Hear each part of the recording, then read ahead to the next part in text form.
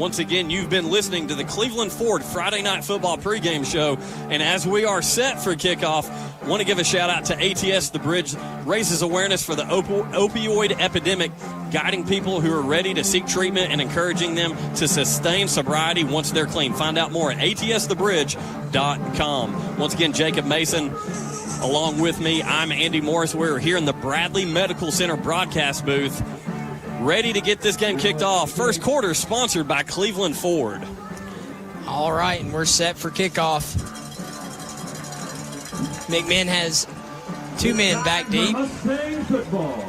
And it is football time in the Valley as McMinn fields the ball at about the 5, and the return man is up to the 30, the 35, and he's going to be brought down at about the 36.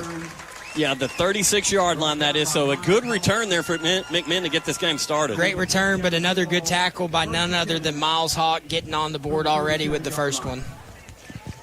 So Walker Valley's defense is heading out into the field. And, again, like we said, they've got a tall task tonight as those big boys walk out there. And, of course, here comes big old number 77 there for McMinn. Yeah, hard to miss on the football field. That's Camden Goforth, the West Virginia commit at right guard for McMinn. And we see McMinn lining up here. They've actually sent a player off already for some equipment issues. One of your favorite things to start a game, I know, Jacob. It drives me nuts.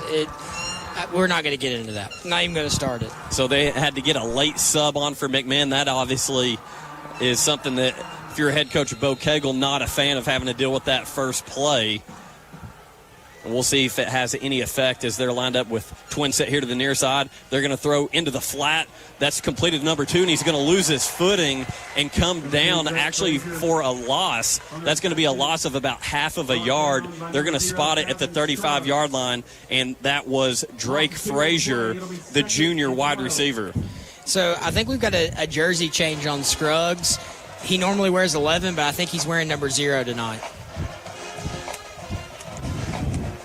Yeah, I think you're right in those gold uniforms.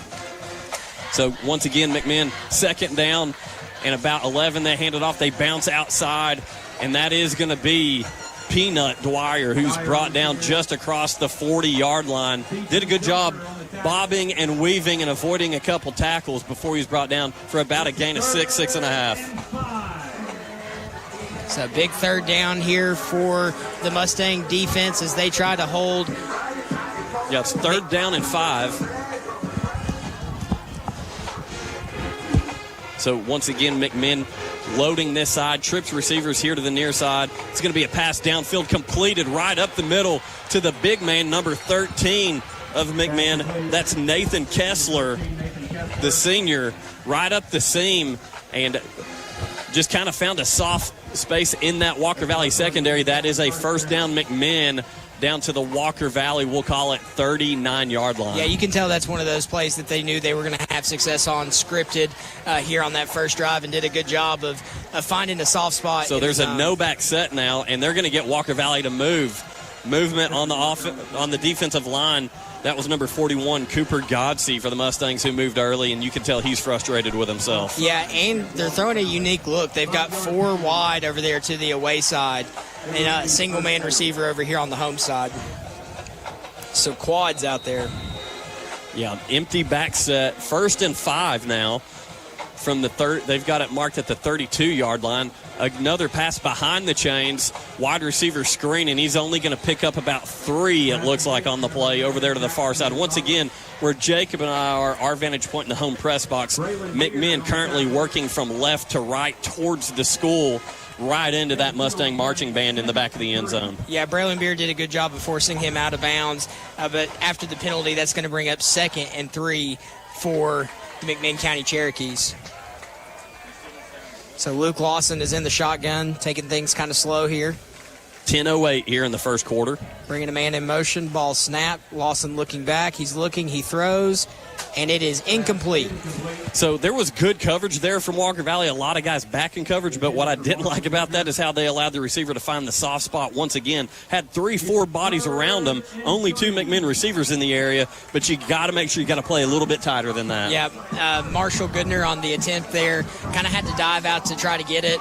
So a good job of Walker Valley's defense just settling into the zone. Yeah, Marshall Goodner, receiver for the Cherokees, only a junior. A lot of senior starters on this team. It's going to be a handoff for McMinn and nowhere to go. Caleb Jackson meets him first, and then comes right behind him is Braylon Beard, and there's going to be a good loss on the play. That's a huge loss. I think it's going to take him back near the original line of scrimmage. So you go from, let's see where they actually spot it. They give him a little forward progress there, but you go from a short fourth down attempt to now being backed up where they've got 4th and 6 on the scoreboard, and Walker Valley so far defensively looking solid. That was McMinn running back Drake Frazier once again, a guy who they're going to call his number quite a bit tonight. Yeah, it's 3rd and 6 from the 38.5-yard line here. 4th and 6. Oh, sorry, 4th and 6 from the 38.5-yard line.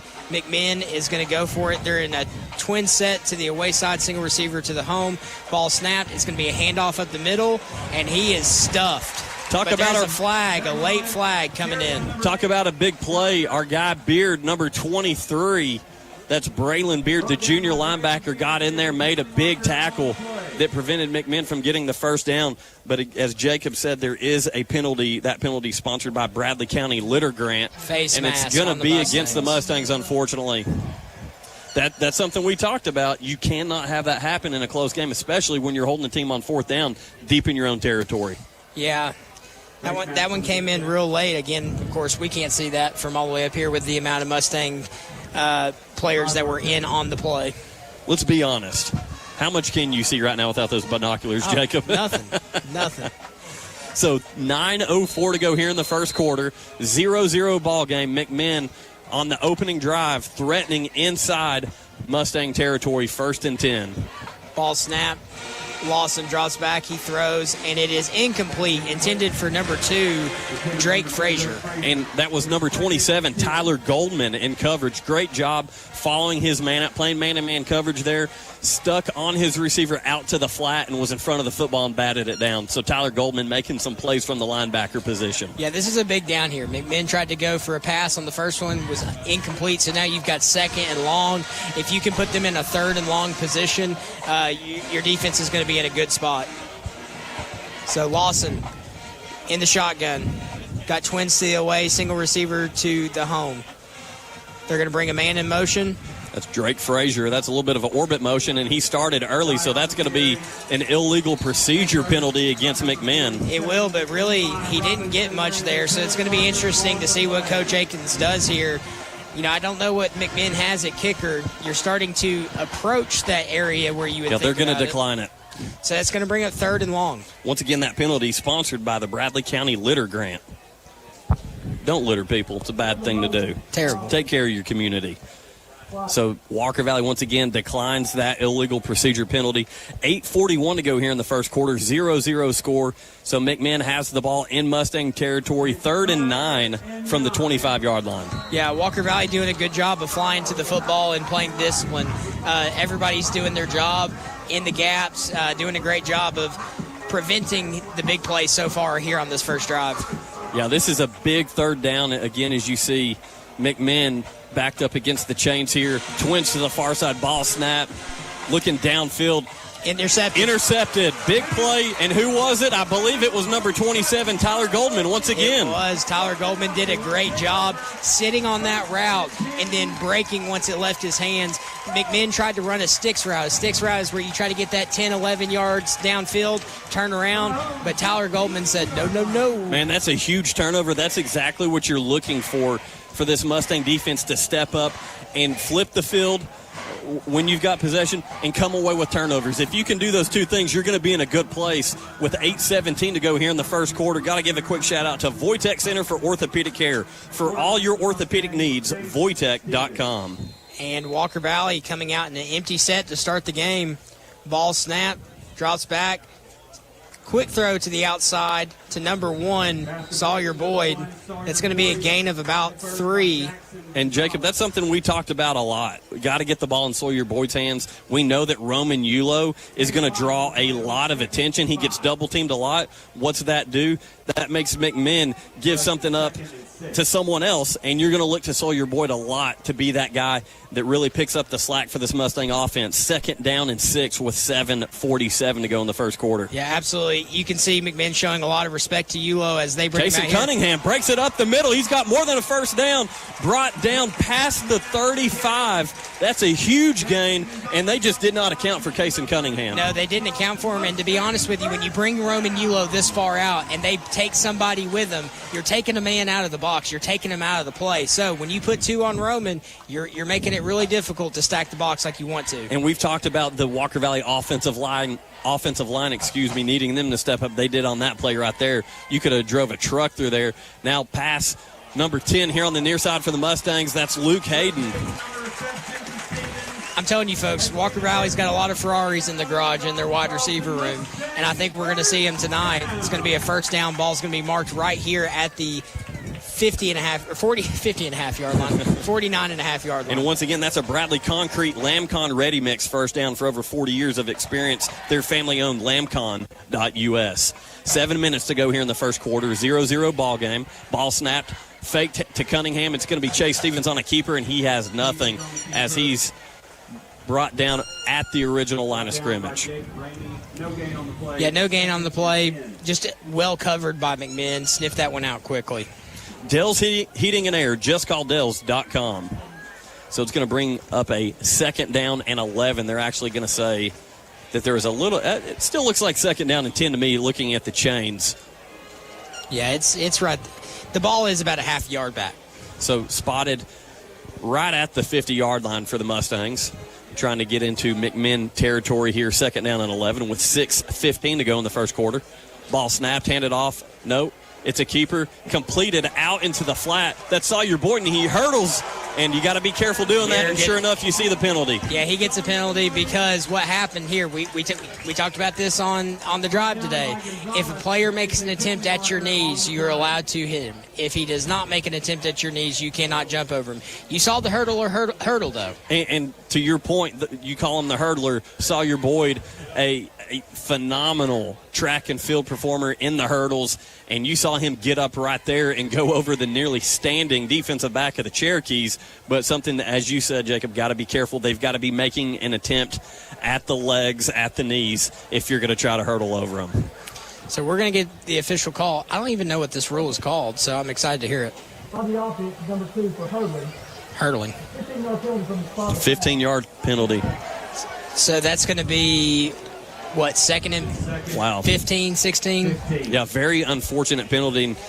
Sawyer had some big yardage there, so you can hear the rumblings from the Mustang fans not very happy about that. But at the end of the day, the rules are the rules. You got to follow them. Yeah. Again, if he would have continued forward to his knees, but I had the binoculars on, and that McMinn guy stood straight up, and he almost took him for a ride. He sure did. So 6 minutes to go in the first quarter, still 0-0 ball game. Mustangs backed up at their own 45, 2nd down and 15. They go hard count, no biters. 10 seconds on the play clock. You know what I wouldn't mind seeing here, Jacob? Deep shot. Deep shot at one of these two guys on the edge. Ball snap. RPO. Passes out quickly. Tried to run with it before he caught it. Number 10. Luke Hayden. So that's going to bring up a 3rd and long for the Mustangs offense. So I actually like the look. We saw Yulo on the far side, saw your Boyd here on the near side, and they had him streaking down the sidelines. What that did, it did open up that flat route to Luke Hayden. Like you said, Jacob, got to make sure you secure the football, secure that catch before you take off. So 3rd down and 15. McMinn showing a lot of pressure here. And Walker Valley is in an empty set, so he's going to have to get rid of it quickly. Ball snap. Stevens doesn't have a lot of time, but he airs it out, and there is a flag on the play. Yeah, you can see Sawyer Boyd's shoulder pad. His jersey got pulled off of his shoulder pad, so I would imagine that's going to be a holding call against the secondary McMinn. Yeah, I would think so, too. Walker Valley seems to be marching forward as well. So seeing some laundry on the field here early. Once again, the penalty sponsored by the Bradley County Litter Grant. 5:32 to go here in the first quarter. Crown, your Jeep Ram headquarters in Southeast Tennessee, I-75 at exit 20. So after that, I don't think it's going to be a first down, Andy. I think it's going to be right there at the edge. It's going to be 3rd and inches.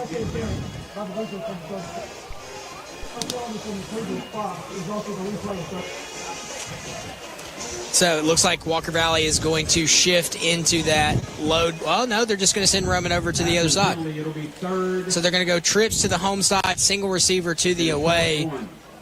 Yeah, I thought we were going to that load set, but Chase Stevens still back there at quarterback, Ulo to the far side, and we've got trips here to the near side, Sawyer Boyd out on the edge, and we're in man-to-man coverage here, Jacob. Absolutely. Could see a shot with this 3rd and inches. Ball snapped, and I think you're going to throw to Roman Ulo. He's turning, looking, and incomplete. Would have been a phenomenal one-handed catch. Got a little tied up there. Nothing too aggressive, nothing to call a penalty on it, and that's why we didn't see a penalty there. But got that lead hand out there, tied up with the other one, could not get to the football. Yeah, and this is where big boy football just comes into play. I think Coach Akins looks at that first drive. He got a turnover on downs. This is not too far from where they started McMinn's drive. So if you give them the ball back here, your defense just has to go back to work. So you got the load package coming in. Roman Ulo set to be the quarterback. It's just going to be good on good right here. So 4th down and inches, 5:25 to go here in the first quarter. Still no score. Man in motion for the Mustangs. Ball snapped. It's Ulo, and he's got more than enough for the first down. Yeah, he's going to get it by about 3 yards there. So that's going to be a big 4th down conversion and another Bradley Concrete and Lamcon Ready Mix first down. Gotta like what you've seen so far. The Mustang offense eating up some clock here in the first quarter. But as we talked about last week against Bradley, you got to come away with some points. Absolutely. Like we said on the pregame show, once we get inside that 20, you got to come away with it. So, ball snapped. It's going to be a QB keeper off the left side. He's got some room to wiggle. He's going to be down at the 30-yard line. Chase Stevens on the quarterback keeper here to the near side. Made a man miss and showed off those wheels. You joke around with Chase a little bit. He'll tell you he's not the fastest guy on the field, but he's elusive enough to make some guys miss. Yeah, absolutely. And that just makes their defense have to respect that play, which then gives some room for the running back to get some more action. So they're going to go empty set here again, something you haven't seen a ton of this year from the Mustangs. Making them respect those Mustang receivers. Stevens delivers a pass to Sawyer Boyd right up the middle on a slant route, and he's got some room to run. It's going to be brought down at about the 13-yard line. Love the design there. You send everybody else deep, and you tell Sawyer, just cut underneath them. Yeah, absolutely. And let's welcome the Mustangs to the Kia of Cleveland drive zone for the first time tonight. So now we're seeing our guy, number 31, Cole Brown, check back into the game at Y back. Might see the run game open up a little bit here, Jacob. Yeah, absolutely. Also, they haven't shown it a lot yet, but he can be a passing threat as well. Cole Brown, a guy you know well, played some baseball for you in middle school. Did, hard-nosed kid. Sawyer Boyd to the far side, man-to-man coverage. You've got Luke Hayden with a safety over the top. They're going to – it's a little bit of a reverse to Ulo. McMinn did a good job sniffing that one out there. Yeah, they did a good job pursuing it, and then Roman tried to cut back and slipped on the turf. Turf monster got him. If that tells you anything, the McMinn defense is going to be aware of where Roman Ulo is. Absolutely. They're accounting for him on every play, and really the Mustangs are going to have to get used to that. You're going to have to start leaning on 10 and 1 to open up 6. And so by 10 and 1, I mean Sawyer Boyd and Luke Hayden to open up Roman Ulo. 3 minutes and 16 seconds to go here in the first quarter. 0-0 score. It's going to be 2nd down and 12 for the Mustangs deep in McMinn County territory as they're working from right to left toward the field house here at the MAC. Ball snapped. Yeah, that's completed to number 7 of the Mustangs, and he's going to be stood up by a group of Cherokees. Once again, that's number 7, senior Joseph Arnett on the reception. Yeah, great job by Joseph there. That's going to make it more of a 3rd and manageable. One thing that I'm really noticing here with this McMinn defense, they're going after the football. They're trying to strip the football. Right now, the Mustangs doing a good job keeping 2 hands on the ball. I'm sure that's something that Coach Akins has addressed with them. Absolutely. So they're in a bunch set over there on the away side of the field. Have Roman Ulo in single coverage, but you've got 2 over top of him and a linebacker that's also very aware of him. Ball snapped. Stevens looks to the flat, looks up the middle Wide to a wide open Luke Hayden. Touchdown, number 10, Luke Hayden of the Mustangs. Great play there. That's a Wright Brothers Construction touchdown, number 10, Luke Hayden. Gotta love it, Jacob. Yeah, I think Chase Stevens could have closed his eyes right there and made that throw. Luke Hayden didn't have a man around him for 10 yards. And can I tell you why? Yeah, because you're deep in the Kia Cleveland red zone, Kia Cleveland drive zone, and you see Roman Yulo getting all kinds of respect. They've realized we got to respect Sawyer Boyd as well, and you're playing run. That just Luke all by himself right in the middle of the end zone. So the extra point is up, and it is good. So with that, we are going to send it back to the station for a 30-second break. We'll be back in 30. Mountain View Nissan of Cleveland, exit 20 of I-75 and Cleveland-Nissan.com, home of the lifetime warranty. Also a great pre-owned inventory and an excellent service department as well. Mountain View Nissan of Cleveland, family owned and operated. Mountain View Nissan of Cleveland, Cleveland-Nissan.com, exit 20 of I-75. Welcome back to Cleveland's Oldies 99.1, your exclusive home of Walker Valley football, supplied all season long by Wholesale Supply Group. They are open to the public. Andy Morris here along with Jacob Mason. Mustangs on the board with 2:16 to go in the first quarter, 7-0 over the Cherokees as they're set to kick off. Yeah, great first drive. You want to see the Mustangs keep this momentum, though. You always have a good set of plays for that first drive. McMinn's going to make some adjustments. Now, what can the Mustangs do to keep causing some trouble in the secondary? Well, one thing that I do want to point to is Tyler Goldman came away with a takeaway in that opening drive for the Cherokees. Would love to see them continue to put pressure on that pass game for McMinn, make them have to resort to trying to run the football, something that they've not done a ton of tonight so far.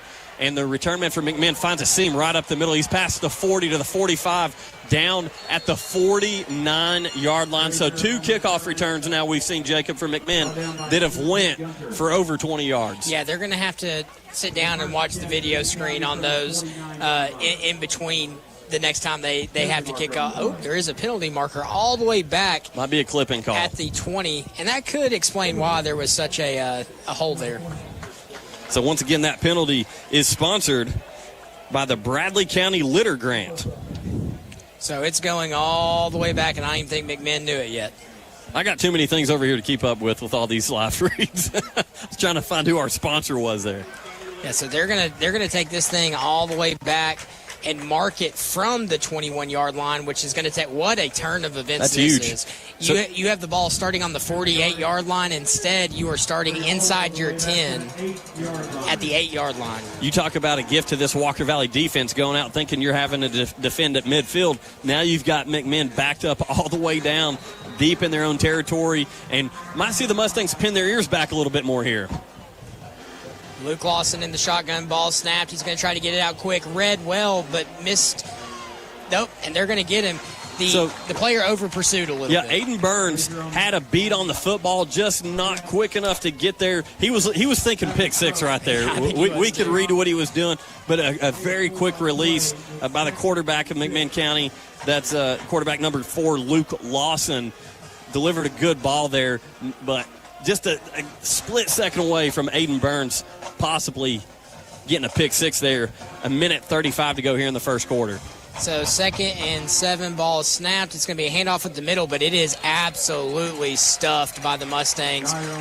Number 41 of the Mustangs getting in on the tackle, Godsey. Cooper Godsey.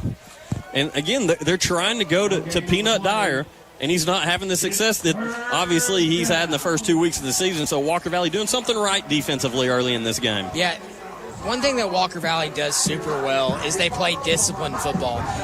The times that I feel like they get taken advantage of is just when they have dudes that are way, way, way better than them. Right now, they're showing that they can hold their own and that they're doing their jobs, covering the gaps that they're supposed to. Play clock down to 10 seconds. That's the Bradley Concrete Lamcon Ready Mix play Lawson clock. looking to throw, and he's going to be dropped for a sack. 1, 2, 3 Mustangs in on the tackle. Number 19, Miles Hawks. Tyler Goldman, number Tyler 27. Goldman. And my guy, Eli Robinson, number 47. Eli's fired up down there. And so that's going to bring up a 4th down. The Walker Valley Mustangs should get pretty good field position here.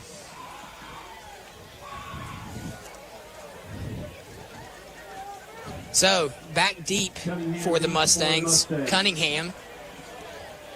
His heels are going to be at about the 50-yard line. You've got 12 seconds clicking down the clock. Let's see if the Cherokee decide to kick, and they do. Low snap, though.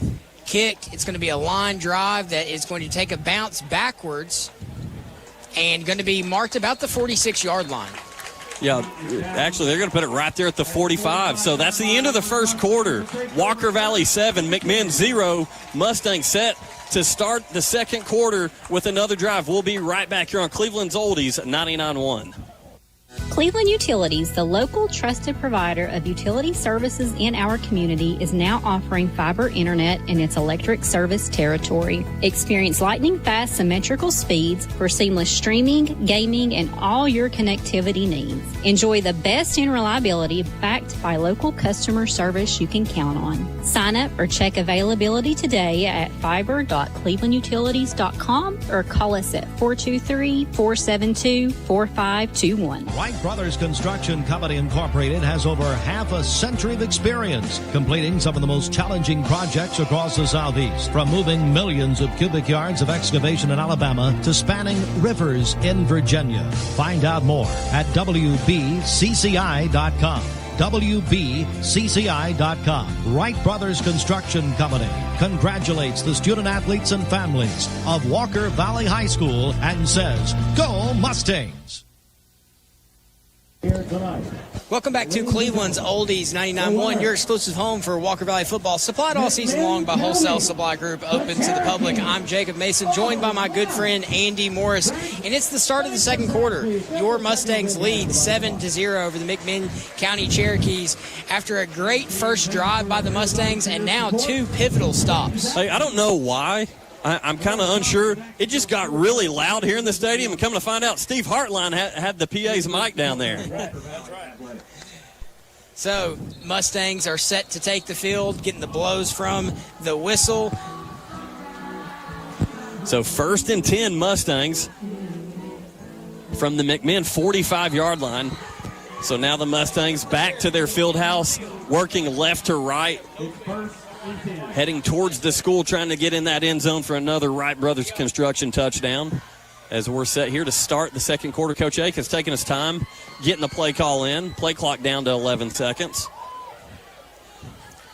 Ball snapped. Go ahead, Jacob. Going to Cunningham. Cunningham bounces outside, misses the first tackle, bounces through the next one, and he's going to have a gain of 11 on the play. I'm loving what I'm seeing from Cason Cunningham so far. Doing a good job getting him into open space. Yeah, absolutely. And if you look at him, even looking at him standing next to Chase Stevens, you wouldn't think that he would be able to break very many tackles, but that's something that he worked on really hard in the offseason. That's what Coach Aiken said. If you want to have success and you want to play for this offense, you're going to have to learn to fight through tackles. Yeah, and that's enough for a Bradley Concrete Lamcon Ready Mix first down Mustangs as they're set for this 1st and 10 play. Ball snap.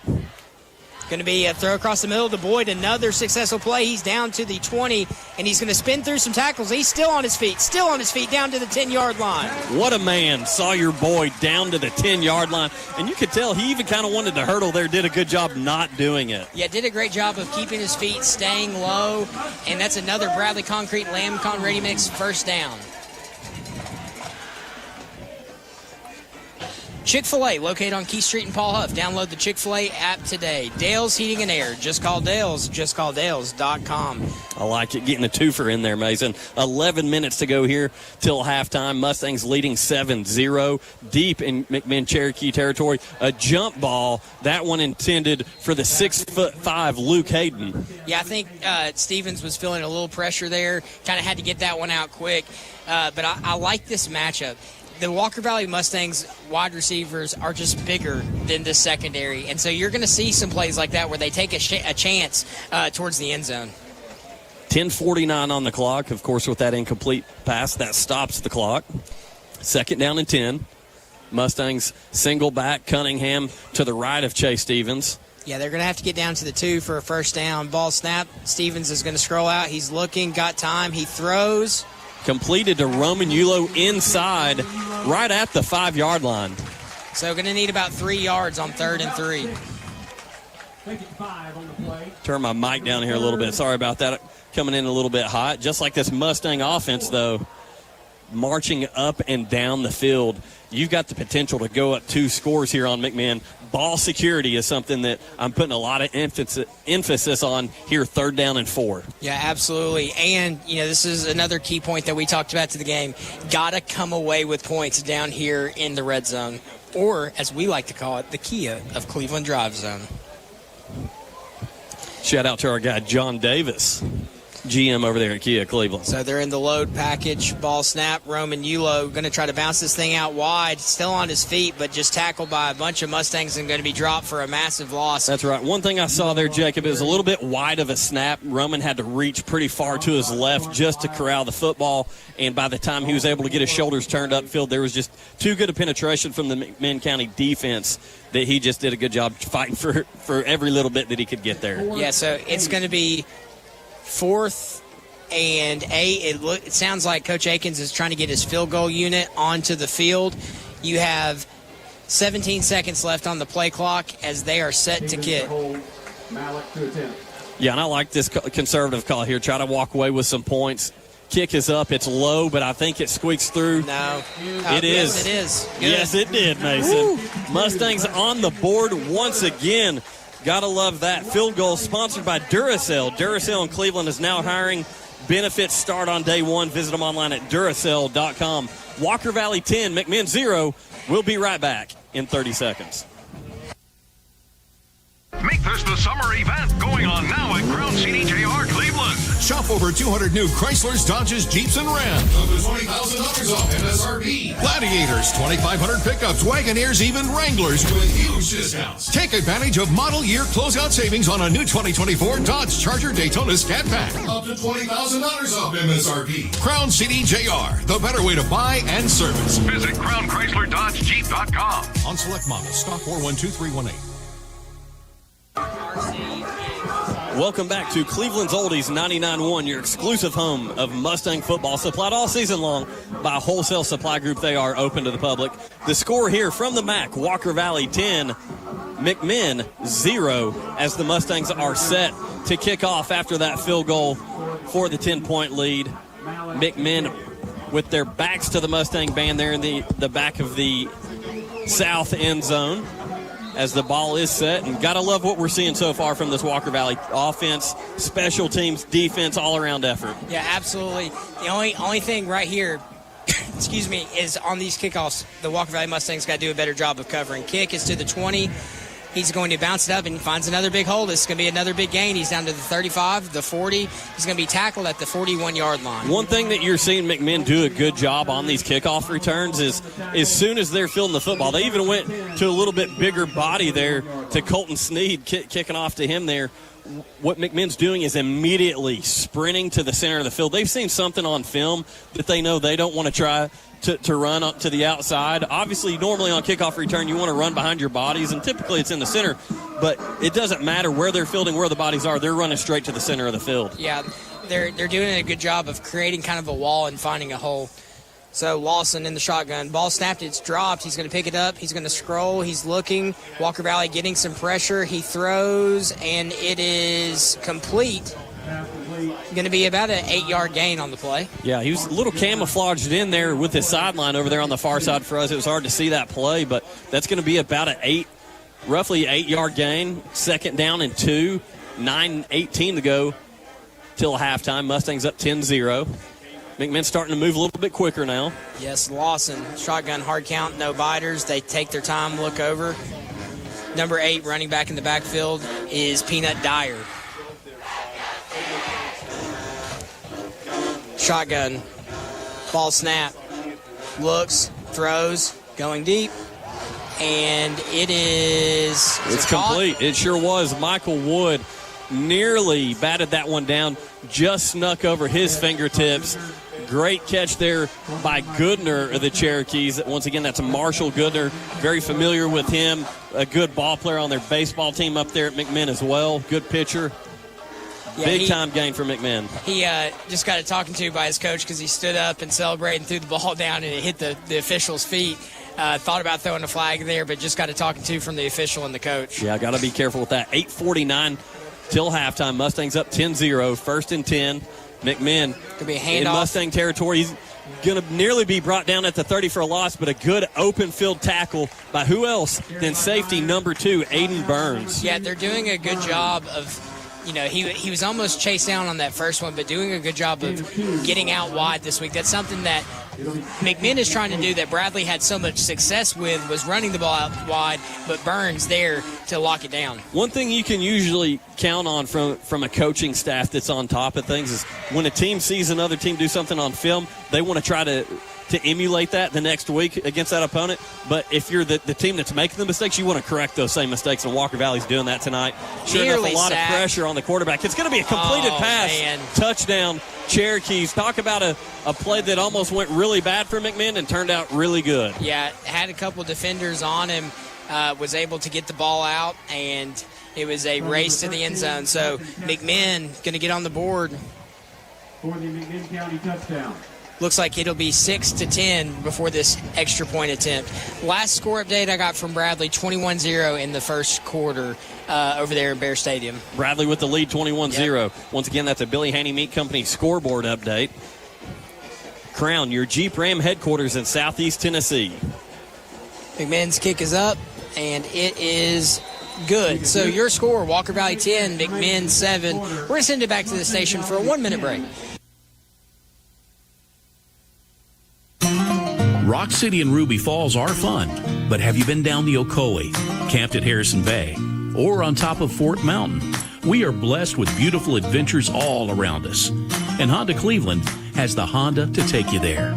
Hurry in for $5,000 off your choice of 25 Accord or CRV Hybrid. $5,000 off.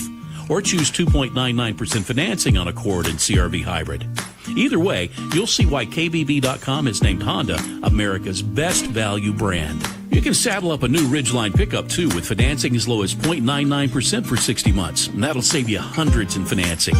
Or if you need service, parts, and tires, at Honda Cleveland, you can get the work done now and pay over time with up to 3 months interest-free, with no hard credit check and a 90% approval rate.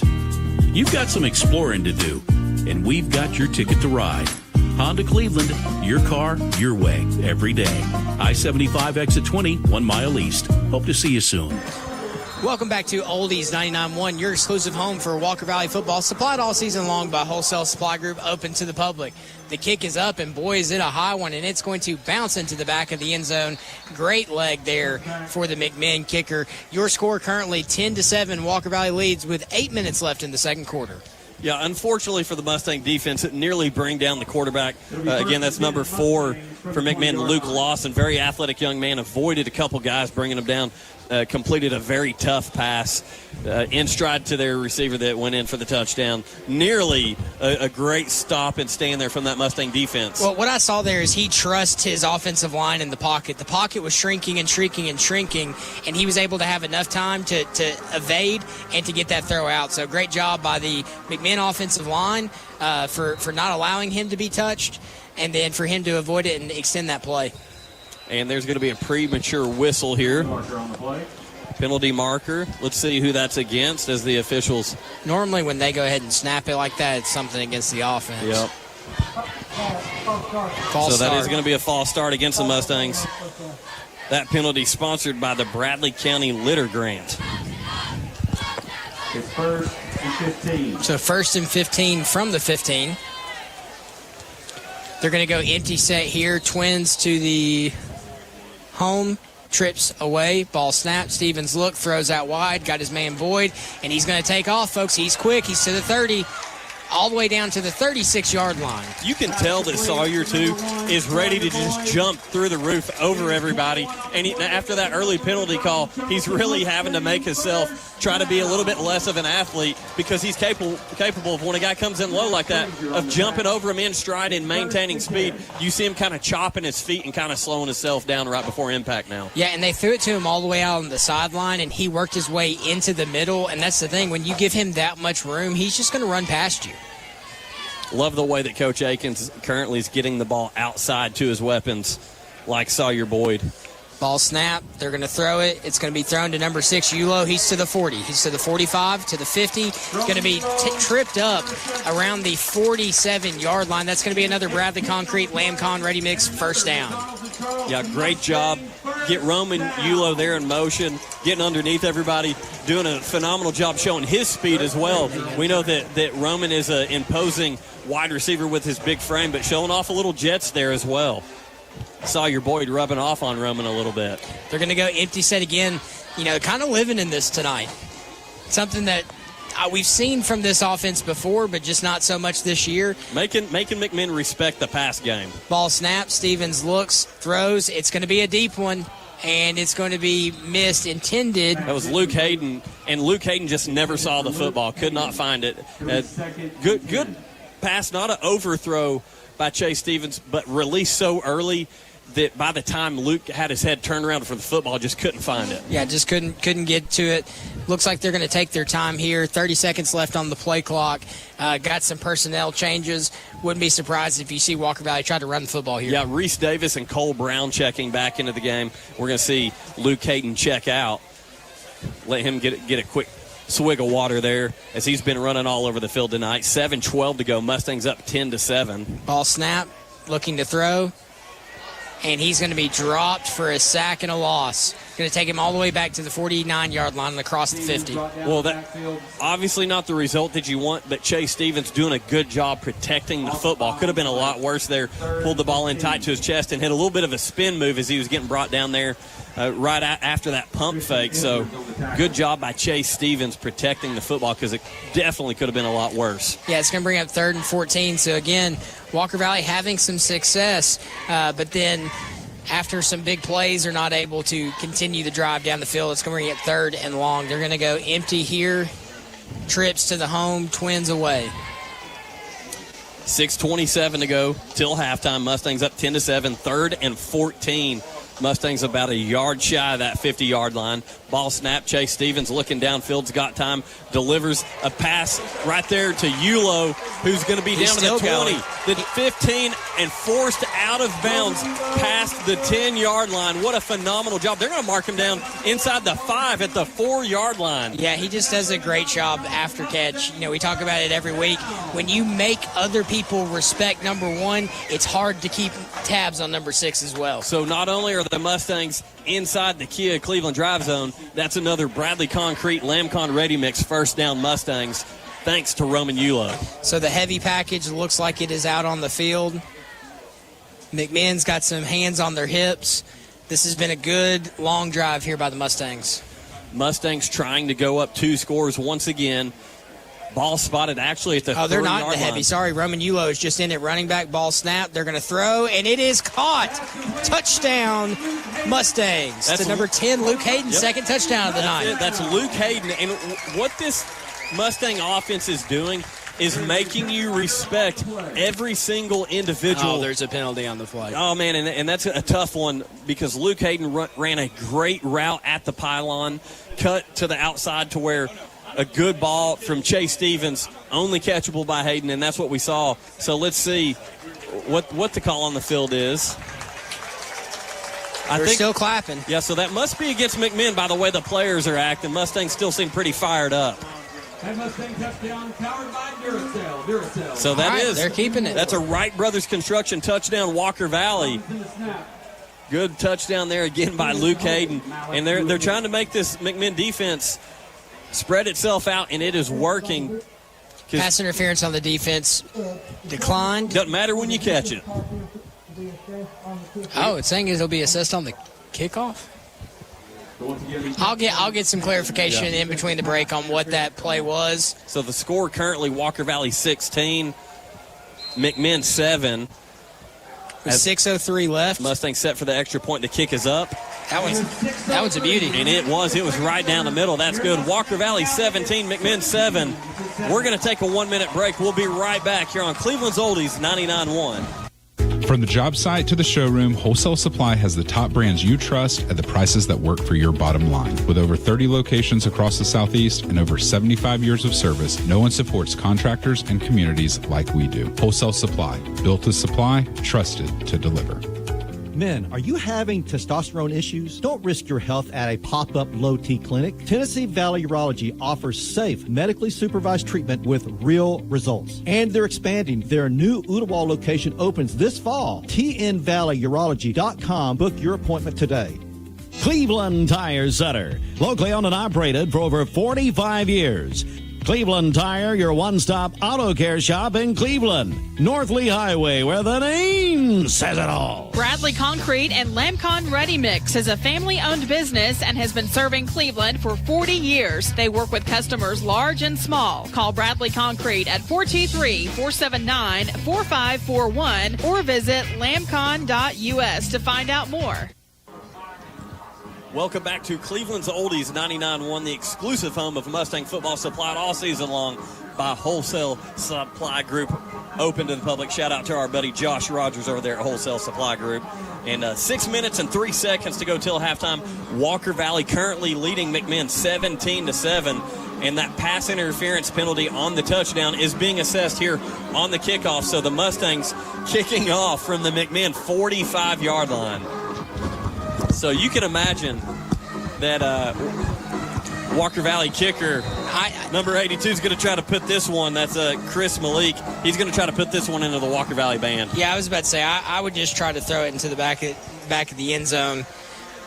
It's kicked, and that is exactly what it's going to do. Yeah, you've had some troubles of being able to cover it, and now you can guarantee an automatic. You're starting at the 20. So 6:03 till halftime. Mustangs up 17-7 as the Cherokees get ready to take the field again. And we've seen McMinn have some success offensively, Jacob, but that's one thing that the Mustang defense has kind of bent a little bit, but also came up with the big stops when necessary. Yeah, absolutely. New scoreboard update, Bradley leads 35-0 in the second quarter. We got anything on Cleveland-Tullahoma yet? Do they start at 8? So they're about 15 minutes away from kickoff. Yeah. That makes sense. Ball snap, Lawson draws back. There's a big-time hold there. Big hold. Going to throw the ball away, but that's going to be a 10-yard penalty against the McMinn Cherokees. So there's actually multiple flags on the field, and that was a good pressure there by Jonathan West, number 42, defensive end for the Mustangs. As he was getting around the edge to get to the quarterback, he was clearly held, making that offensive lineman put forth a big-time effort to try to keep him away from his quarterback. So that's going to back McMinn up inside the 10-yard line. They're actually going to spot the football right at the 10-yard line. So McMinn not doing themselves any favors, as it's going to be first down and 20. And they're right there up in the Walker Valley band. Going to be tough to hear to the play calls coming in.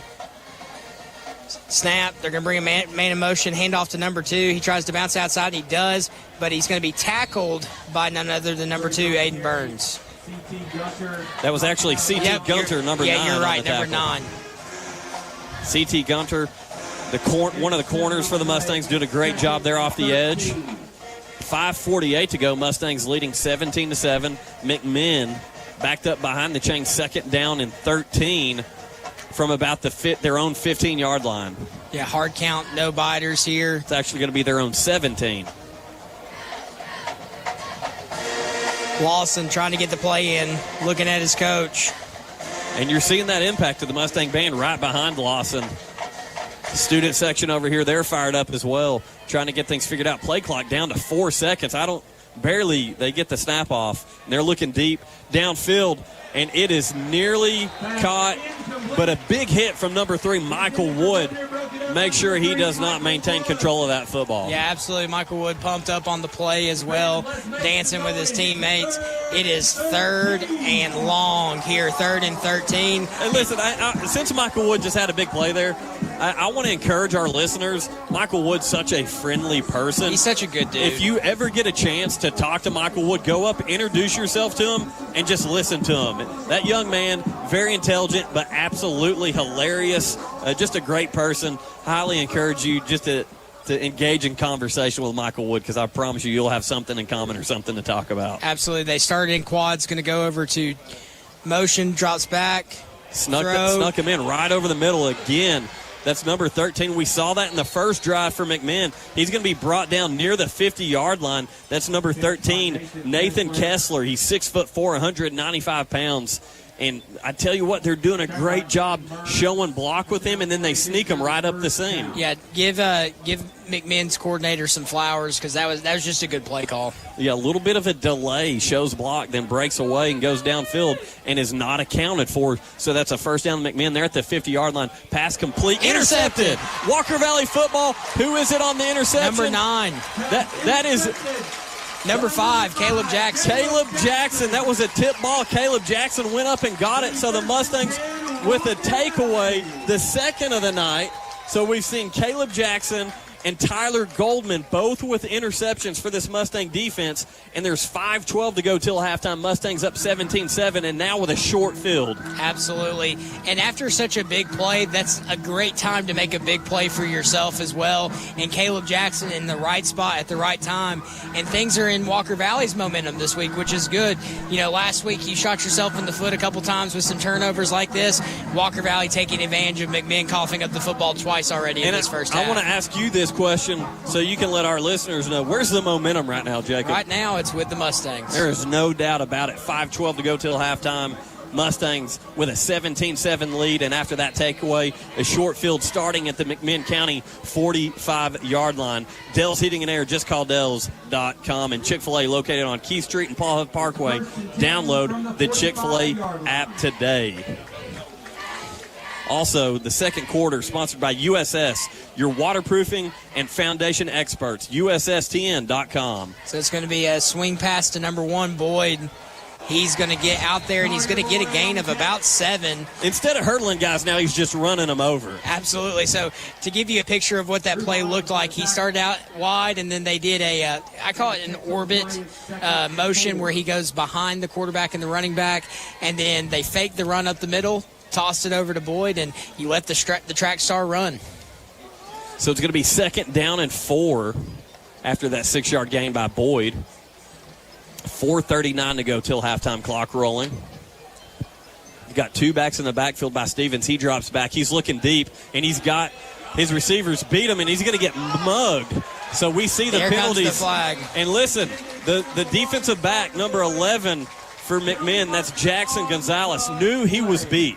The only thing he could do was basically tackle Sawyer Boyd as he ran right past him. Yeah, and what helped with that, too, is Stevens left some air on that ball. Like, he let it float up there, and so tried to come back to get it, and the McMinn defense player just ran right through it. So Sawyer Boyd, who's been all over the field tonight, checks out of the game. Number 7, Joseph Arnett, checks back into the game for the Mustangs. I love what we're seeing from this Mustang offense in the first half, though. It's been all gas, no brakes. This looks like a very different Walker Valley team from last week. Absolutely. You know, last week it didn't really seem like they tried to take the deep shots until the fourth quarter. Now you're taking them and putting McMinn in tough positions. So the 15-yard penalty is assessed. Ball is going to be marked at the 24-yard line.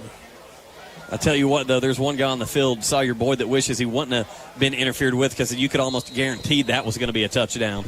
Hard count, no biters there. Taking their time. You got to love the home field advantage. Kind of quiet in here right here for this Mustang offense to get the play calls in. Ball snapped, handed off to Cunningham. He's going to bounce it outside. He's got some room to run. He's to the 10. He's all the way down inside the 5-yard line. They're going to mark him just shy of the goal line. Got to love that effort by Cason Cunningham. Full-on extension. Tried to extend the football across the goal line. Just shy. They're going to mark him right, literally inches shy of the goal line. Very impressive. But, oh, man, there's a flag way back here in the backfield. There is a flag. And, you know, something that I like, though, I think this Walker Valley offense, one of the stigmas you hear is the run to open the passing game. I think you can pass to open this run game. That's exactly what we're seeing right now. I'm so glad you said it, because right before that penalty, that's what I was going to talk about. They're having to respect Luke Hayden, Sawyer Boyd, Roman Yulo, all the depth at wide receiver for Walker Valley, that right there, they just snuck Cason Cunningham off the outside, and he could have ran all day. Yeah, it was a 23-yard gain on the play. But I do think the holding penalty, again, probably helps. Sponsored by the Bradley County Litter Grant, for sure helped seal that edge. But Cason Cunningham, very impressive effort from him. 4:05 to go till halftime. Mustangs up 17-7. It's 1st and 19 after that penalty. It's another swing pass to Sawyer Boyd, who gets to the outside, back past the original line of scrimmage and then some. It's going to be very close to about 2nd down and 5, 2nd down and 6. Well, here's the thing. When Sawyer Boyd goes out like that, you're basically asking whatever to defend him to just be just as fast as he is. That's probably not going to happen. The kid runs a 4.3. He's a track star, and he's a big-bodied kid. He's not huge as in the sense of Jack, but he's just a big-bodied individual. So yeah, he's solid. He absolutely is solid. So that's going to bring up a 2nd and about 6. So you were sitting at 1st and 20? Yes, 1st and 19, 2nd and 6. Stevens drops back. He's looking deep for Hayden. That's going to be nearly completed, just a little bit behind number 10, Luke Hayden. So that's going to bring up a 3rd down and 6 for Walker Valley. 3:46 till halftime. Mustangs still with that 17-7 lead. So I'm going to call my shot here. I think they're going to go a sticks route combo. I'm not saying that that's where they're going to pass the ball, but you can almost run the flood route out of the sticks. You can go sticks, get somebody there to turn around, have somebody kind of leaking out this way, and then take a shot towards the end zone as well. So we see that twin set to the far side, trips here to the near side. Look out for Roman Yulo. They've got him hidden in there. Sawyer Boyd's open right up the middle, and it's complete to him. Touchdown, Sawyer Boyd. That's a Wright Brothers Construction touchdown for the Mustangs. And talk about just running right past somebody. They're overwhelming the secondary of McMinn right now. You had trips to this near side, and you have Sawyer Boyd all the way in the middle. Do you know what that means? He's being covered typically by a linebacker because they snuck the safety out over the top to cover the edge. Sawyer runs right past the linebacker for an easy touchdown. Chase Stevens, great field vision, by the way, too. Yeah, so far, just a very well-coached first half. You got to give your flowers to Pope and Akins with this offensive Hey, forget attack. the flowers. I want some chocolates, man. That's what I'm talking about right now. Walker Valley extra point is up. It is good. Mustangs 24, McMinn 7 with 3:40 to go till halftime. We're going to take a 1-minute break right here on Cleveland's Oldies 99.1. The Billy Haney Meat Company has been serving this community for 56 years, locally owned and operated and open to the public. Feel free to call or just walk in to get all of your bulk food needs with no membership required. Keep your chest freezers stocked with frozen and fresh hamburger patties and frozen chicken of all types. The Billy Haney Meat Company literally has it all. Those square pizzas we all loved in school, they have those too. And they keep a large supply of your favorite candy and chips. Call the Billy Haney Meat Company at 336-2468 or visit them at 2154 Old Charleston Road. Sharpen those pencils, pack those snacks, and don't forget that back-to-school smile. Whoa, did you get braces? Yep, I went to Pediatric Dentistry and Orthodontics of Chattanooga. They let me pick these colors. It was so easy.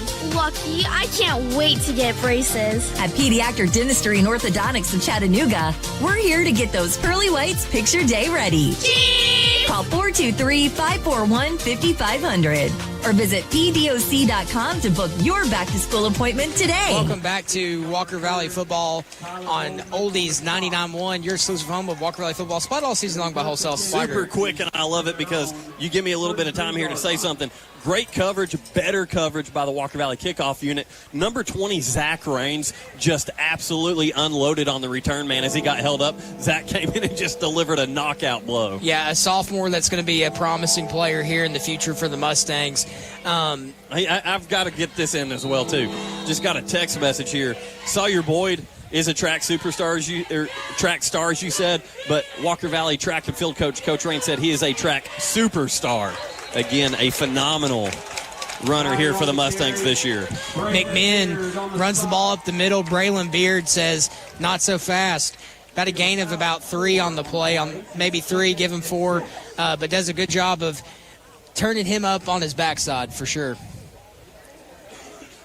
So 3:10 to go till halftime. Mustangs up big here, 24-7. 2nd down and 6, McMinn. McMinn trying to take a book out of the Mustangs page here. They've got twin set on both sides. They swing it outside to number 2, and he's going to be nearly brought down, keeps his feet, crosses the 50 into Mustang territory at the Walker Valley. We'll call it the 46-yard line. For a Cherokee first down. So Cherokee's kind of trying to get something going right here before half. 2:50 clicking down the clock. They trail 24-7.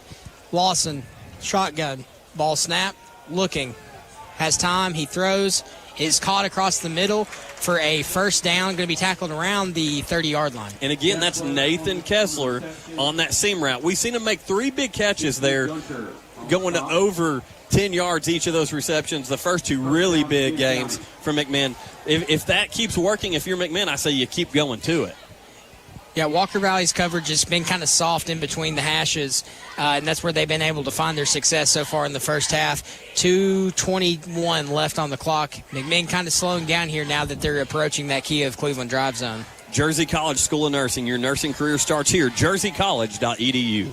Ball snapped. It's going to be a handoff, and it's a keeper. Quarterback still got it off the edge. Listen, he carried that fake out really well. Very well, the running back for McMinn, so much so that Lawson bounced it outside, and I think even some of the Mustangs didn't realize he had the I'll football. tell you one thing, everybody up in this booth was fooled by it, because once we saw that continuation of the play on the outside, everybody went, whoa.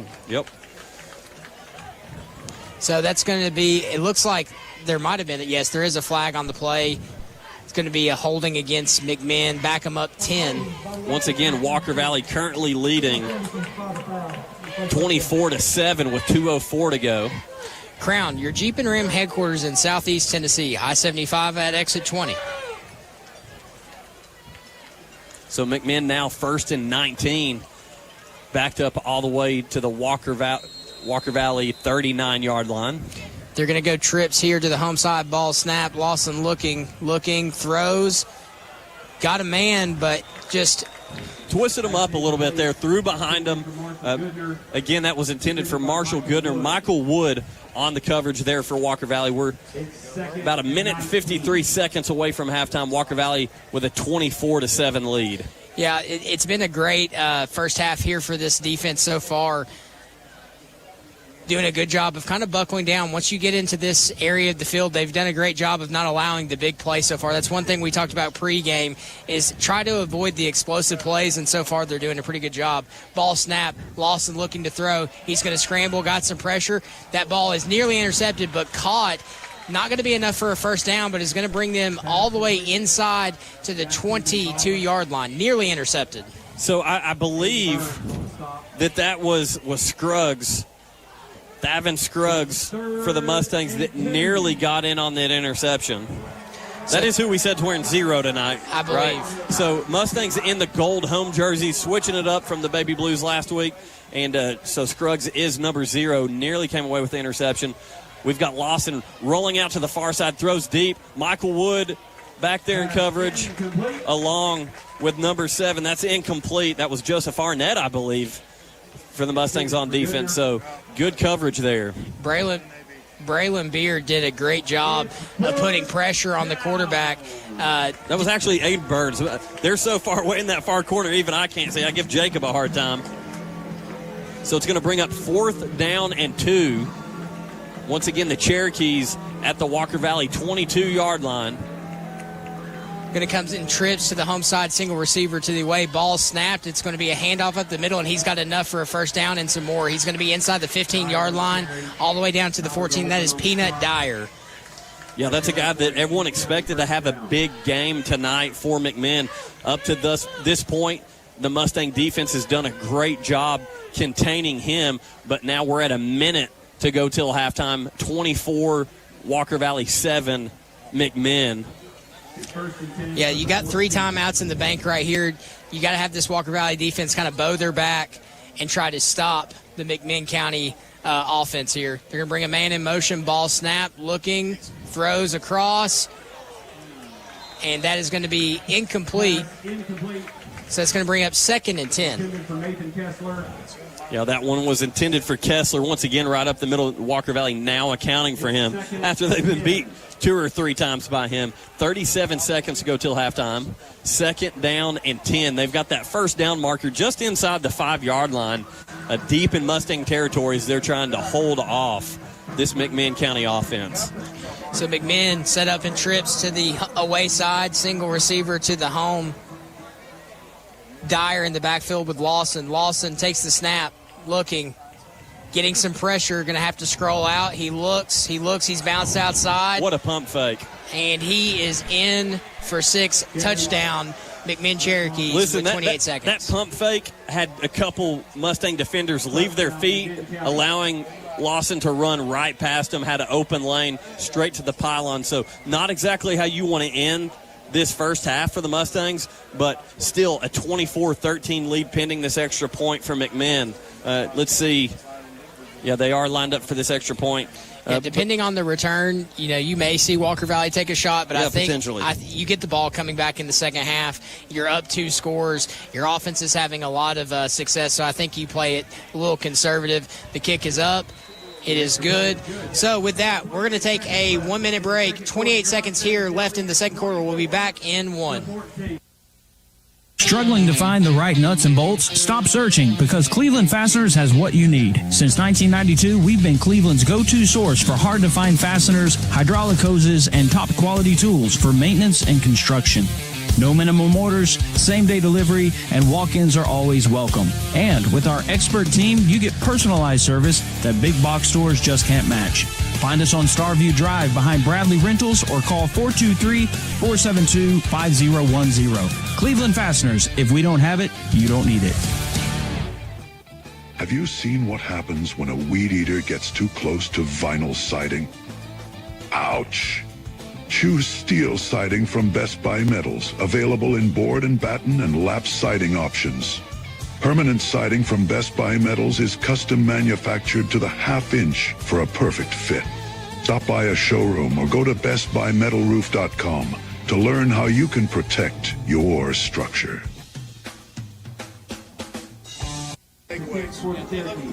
Welcome back to Cleveland's Oldies 99.1, your exclusive home of Mustang football, supplied all season long by Wholesale Supply Group. They are open to the public.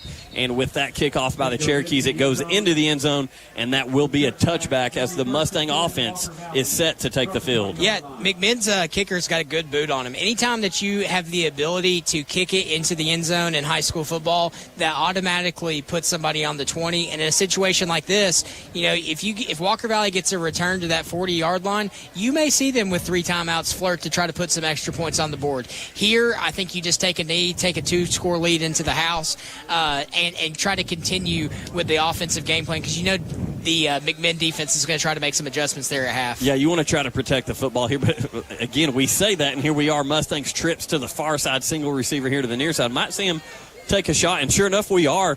As Stevens gets pressure, it's a setup screen for Cason Cunningham, who's at the 30, the 35, and it's going to be forced out of bounds just past the 40-yard line with 19 seconds. So Coach Akins, definitely to take a page out of your book here, Jacob, saying all gas here before halftime. Yeah, I know. That's something that I was really hoping that this Walker Valley offense would do, is just take the big shots. Put a lot on your defense and say, you're going to be tired. Yes. We're going to try to score quickly. And that is a Bradley Concrete Lamcon ready mix, first down Mustangs as they go right back at it. Another swing pass to Sawyer Boyd, who gets to the outside on the far side, but there's going to be a holding call.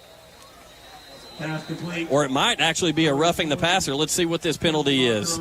So Sawyer got past the 50, clock down to 13 seconds. So it's going to be against the Mustangs. Once again, that penalty sponsored by the Bradley County Litter Grant.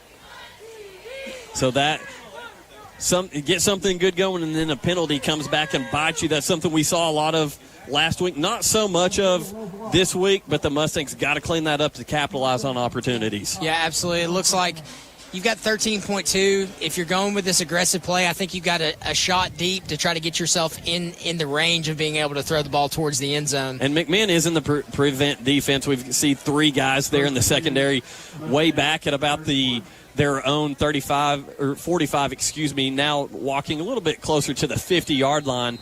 But if you get Sawyer Boyd or Roman Yulo into open space, that's dangerous even with 3 guys back there. Yeah, it looks like they're going to go trips to the away, 2 to the home ball. It's going to be a screen to Yulo, I believe. That is Roman Yulo, who gets to the 40 and is going to be brought down at about the 42-yard line. And they're just going to let that one play out, I believe. And that's going to take us to halftime. Your score, Walker Valley 24, McMinn 14. We're going to take a 2-minute break, and then we've got a special guest joining us tonight.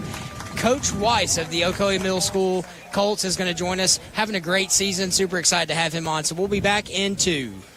Hi, this is James with Cleveland Business Services. We're here standing by ready to help any local small businesses with a variety of needs. And we can handle just about any tax situation you find yourself with, whether it be business, personal, or a combination of both. Our personal tax returns start at $39. We can help you get filed using our app. We can schedule you an in-office appointment, or you can simply drop off your tax documents and be filed within 48 hours or less. Reasonable rates and a dedicated staff are just a few reasons why Cleveland Business Services is a great choice. Give us a call today at 423-86-TAXES. That's 423-868-2937.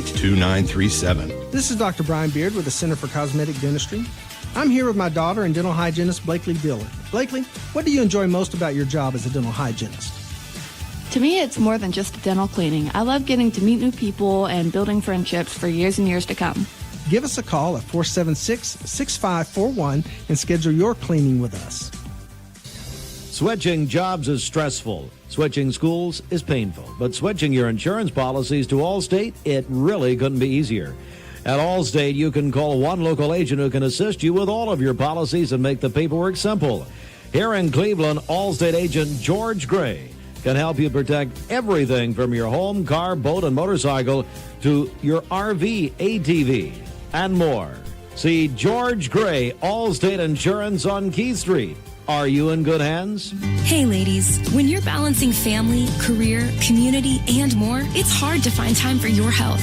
At Bradley Medical Center, we understand how busy life is. That's why we built our state-of-the-art Women's Imaging Center. Whether it's for screening and prevention or more specific needs, you deserve a healthcare partner in an environment that feels comfortable and works around your schedule. Call 423-244-9272 to schedule your appointment. Do it for you. Do it for your loved ones. Welcome back to Oldies 99.1, your exclusive home of Walker Valley football, spot all season long by our good friends at Wholesale Supply Group, open to the public.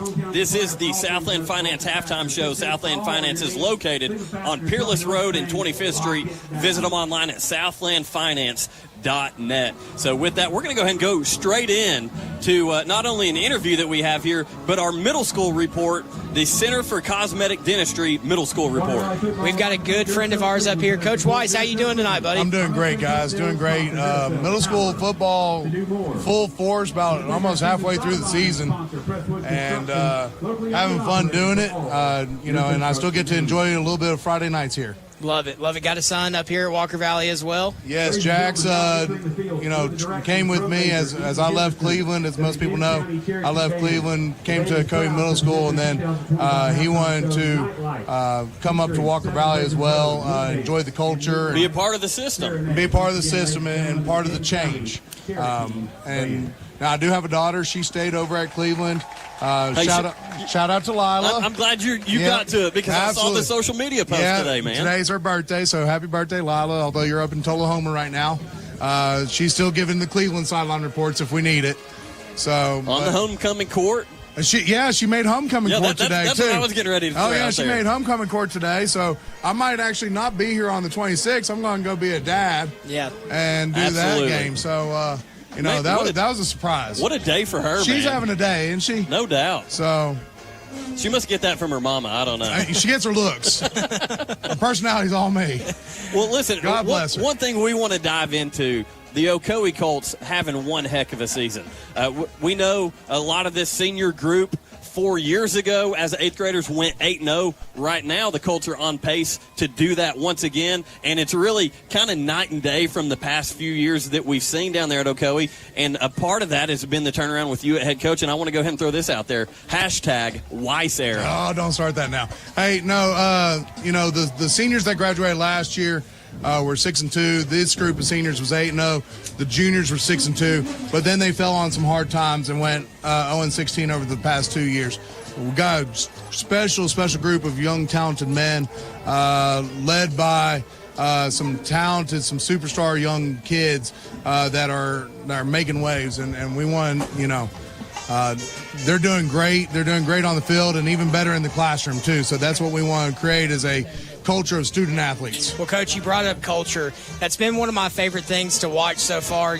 kind of was in and out of the building during the summer, got to watch you guys, but now I'm doing PA for you on Thursday nights. I try to hit that computer button off as fast as I can to get down there to hear you pumping up the boys after a game. All their families are out there. Just kind of talk about the culture that you're building there at Ocoee Middle School. Man, and one of the things that I walk into, and I even during the summertime, and on taking a tour of the school, you go down the stairs between the 7th grade and the 6th grade building, and it's right there, big, bold letters, Ocoee family. And it's always been a Ocoee family, and it's a family-type atmosphere where we take care of each other and everything else. So, after we win, I want Party in the USA and everything else. I want it to be a party-type atmosphere with the air raid siren and then the band playing in the background and everything else. And we had a student section at our last game. Dude, it was awesome. We had a student section. Have you ever seen a middle school with a student section? That was awesome. Listen, I remember when I played junior high football, like our parents and our grandparents were there. That was it. That was it. Yeah. So, that whole, we're all we got, we all we need, that might have started in a middle school somewhere because there was only 3 people in the stands. But, it's something special is really building over at Ocoee, obviously led by Dr. Lindbergh and Jake Wilcutt, bringing in people that are along their vision, and they make their vision known that we're going to be kind of like what Walker Valley is in everything school, and we're going to be competitive in everything. And, that's what we're doing. We're going out and we're changing the culture and moving it forward and pushing it, but we're Christ-centered and family-centered. That's awesome. Love it. One thing you talked about the student section the other night, it felt like a high school atmosphere. It was great. I don't know. I'm not going to sell out the person, but there were fireworks that got thrown in there. Not somehow. me. It was not me. I'll say this. I love it, though. Had nothing to do with our administration or our football team. And again, you're referring to the big win over Lake Forest Middle School, correct? Yes. Yep. And then last weekend, so finish up some middle school reporting. Cleveland big win, goal line stand over Lake Forest yesterday at Lake Forest, 14-6. I hope you guys do your job. There you go. Appreciate it. Get it, baby. I did a little radio and I got a face for it, so. Yeah, we like to say that up here, too. Yeah. Listen, Jacob hit on this. He was talking about your post-game speeches. I know I've known you for a long time. You bring some energy for real. But one thing, my favorite thing, and I'm up here in the Valley, like checking Facebook because I want to see the pregame videos that you do with your players where we not only do we get to know who some of these middle school players are, absolutely. Which is really cool, but we get to see Coach Weiss out there using that radio experience, using that old Facebook Live. Yeah, Facebook We're not going to say experience. that other team right now. That's right. And listen, no reason to, but something wrestling TV. I absolutely love those videos because you're very clear. We're here to win football games, not to make friends. Right. Yeah. No. But at the same time, we're here to win games, but we're doing it in such a fashion, and we might not win them all. We might not win them all, and that's okay, as long as we go out there and we take care of us, and that's the biggest thing about it. And I keep telling the kids, listen, we're learning how to win, we're learning how to compete. We went up, took on a tough McMinn County at McMinn County, tough place to play. Those kids fight for all 4 quarters, kind of like what this high school team has done thus far. McMinn County, they're 2-0 right now and have come behind on every one of those games, whether it be Bradley coming from behind and winning, and then Cleveland coming from behind and winning. So, the middle school just feeds right into that as well. Then last night we go up to William Blunt, hour and a half away, rainstorms, everything else, and jump out to a 12-0 lead, and then both defenses settled in.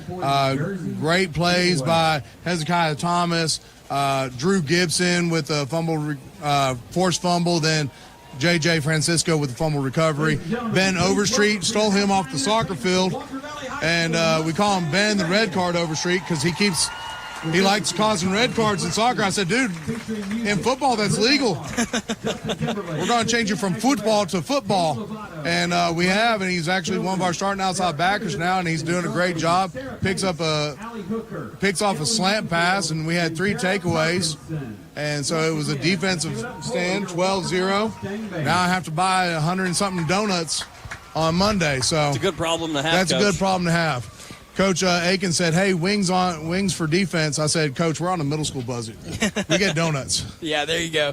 Well, Coach, one thing you talked about was leadership with this team. You've got Hezekiah Thomas at the running back position, but you also have a really talented quarterback in Cullen Wilson. Just kind of talk about the dynamic between those two. It kind of seems like you've got a 1-2 punch there. Man, I'll tell you what, Cullen is the best point guard on grass.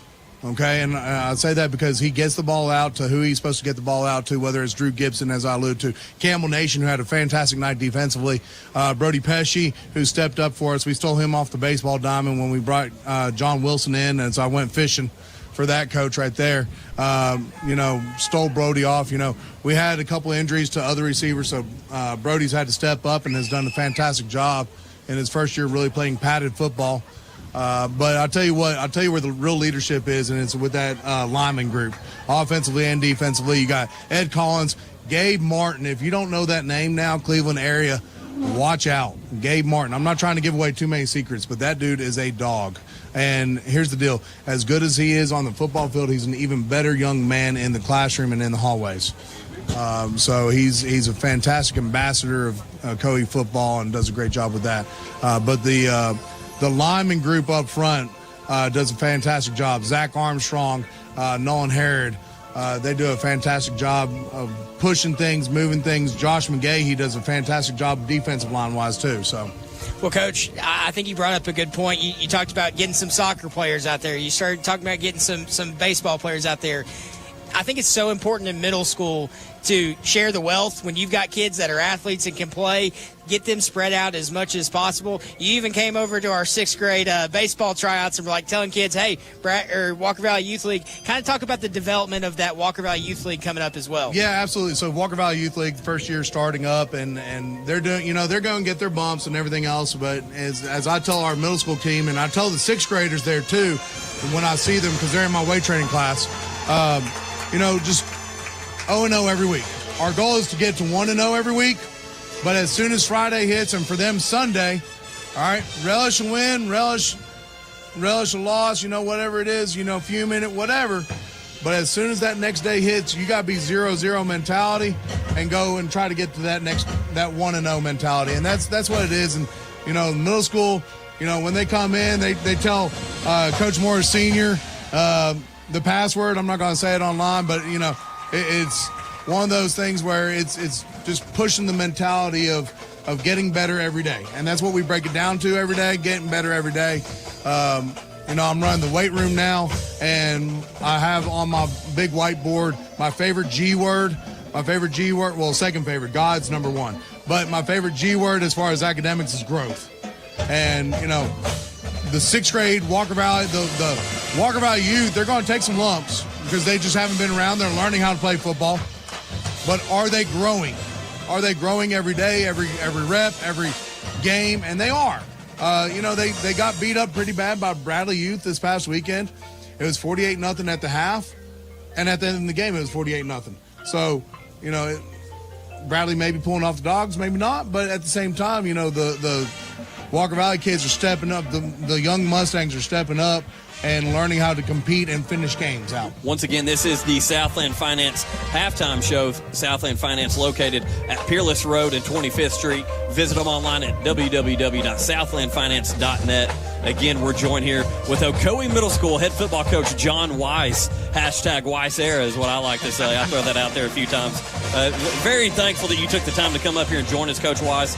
Obviously, big win up at William Blount. What final score was it? 12-0? It was 12-0, yeah. Defensive shutout. 120 donuts coming up. That's right. So big deal there last night for Ocoee, who remains undefeated. And one thing that I really enjoy about what you've done with the program, and you kind of spoke on this a minute ago, but we're seeing a lot of kids that play other sports, multi-sport athletes. Obviously, I know you're a big wrestling guy. We're seeing baseball players out there with Coach Wilson joining the staff and his son Colin. And one thing that I'm excited about this group, if you look at the successful groups of athletes that have came through Walker Valley High School, it started right there with getting your best athletes in the building if you could, just kind of let us know, as you first entered the building at Ocoee Middle School, what was your approach to go get those guys? Man, I was pulling, Jacob kind of alluded to it in our first interview. Donnie Yates walking up, putting those big bare hands on him and saying, hey, you're going to come play football. So, at the end of, once I was named Ocoee coach, football coach, towards the end of April and May, I took a couple days away from Cleveland after EOC testing and everything else, but took a day and off of work to go work. But I was working at my other school at Ocoee, and I would go into the lunchroom. That's the biggest recruiting area you can get. And so walking through the lunchroom, hanging out with those kids, shaking hands, and just making sure that they know me and I get to know them and get them out. And we did that. And, I feel like we're going to get more kids out I keep hearing kids, hey, we're playing next year. Great, because you're missing out this year. All right. But, we want you out there.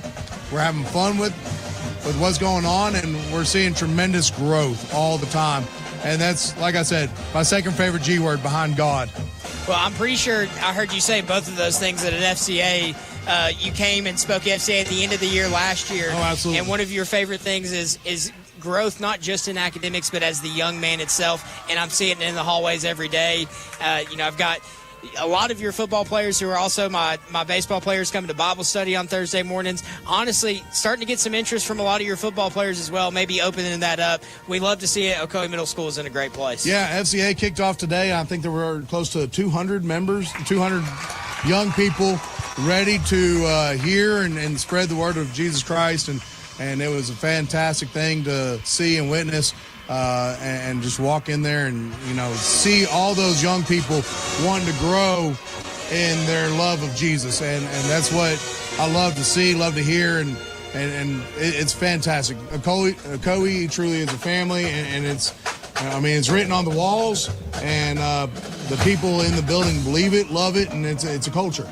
Well, Coach Weiss, we're extremely proud of what you've been able to do in a very short amount of time. Already a huge impact within those walls at Ocoee Middle School, and look forward to seeing how this season finishes up for you guys. Obviously, high expectations leading into the next few games. 0-0, right? Yeah, 0-0. We're 0-0, Coach. We're 0-0, Andy. All right, so our goal is to go 1-0. Speaking of 1-0, hey, our next 4 games, which are the consecutive Thursdays, are all going to be here at the MAC.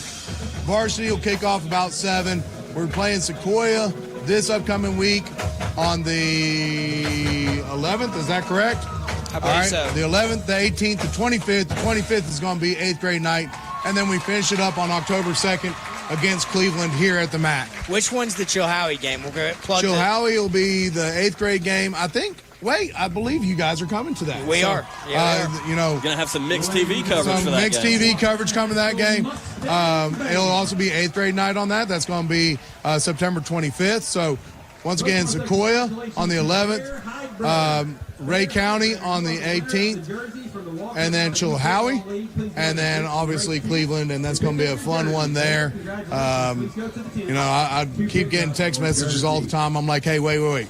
Oh no. I'm not looking to December at all, or December. I'm not even looking that far. I'm not even looking to October. So, my focus right now is going to be on that September 11th game against Sequoia. I may have to try to recruit Dr. Lindbergh to step in for PA for me for that night, because I think might be on the coverage for the mixed TV game. Hey, listen, I think he'll do it. I think he's going to be here anyways. Yeah. He might just step in. Yeah, absolutely. So, Coach, thank you so much for joining us. We're going to go to a break. You want to take like a 2-minute break here, and then we'll get some stats in? Yeah, we'll do a 2-minute break right here. Once again, this is the Southland Finance Halftime Show located at Peerless Road, 25th Street. You can visit them online at southlandfinance.net. Coach Weiss, thanks again for joining us. Hey, thank you, guys. I appreciate it anytime. It's always fun just talking with friends. And once again, that is your middle school report, your Center for Cosmetic Dentistry middle school report. With that, we're going to take about a 2-minute break, and we'll be right back here on Cleveland's Oldies 99.1.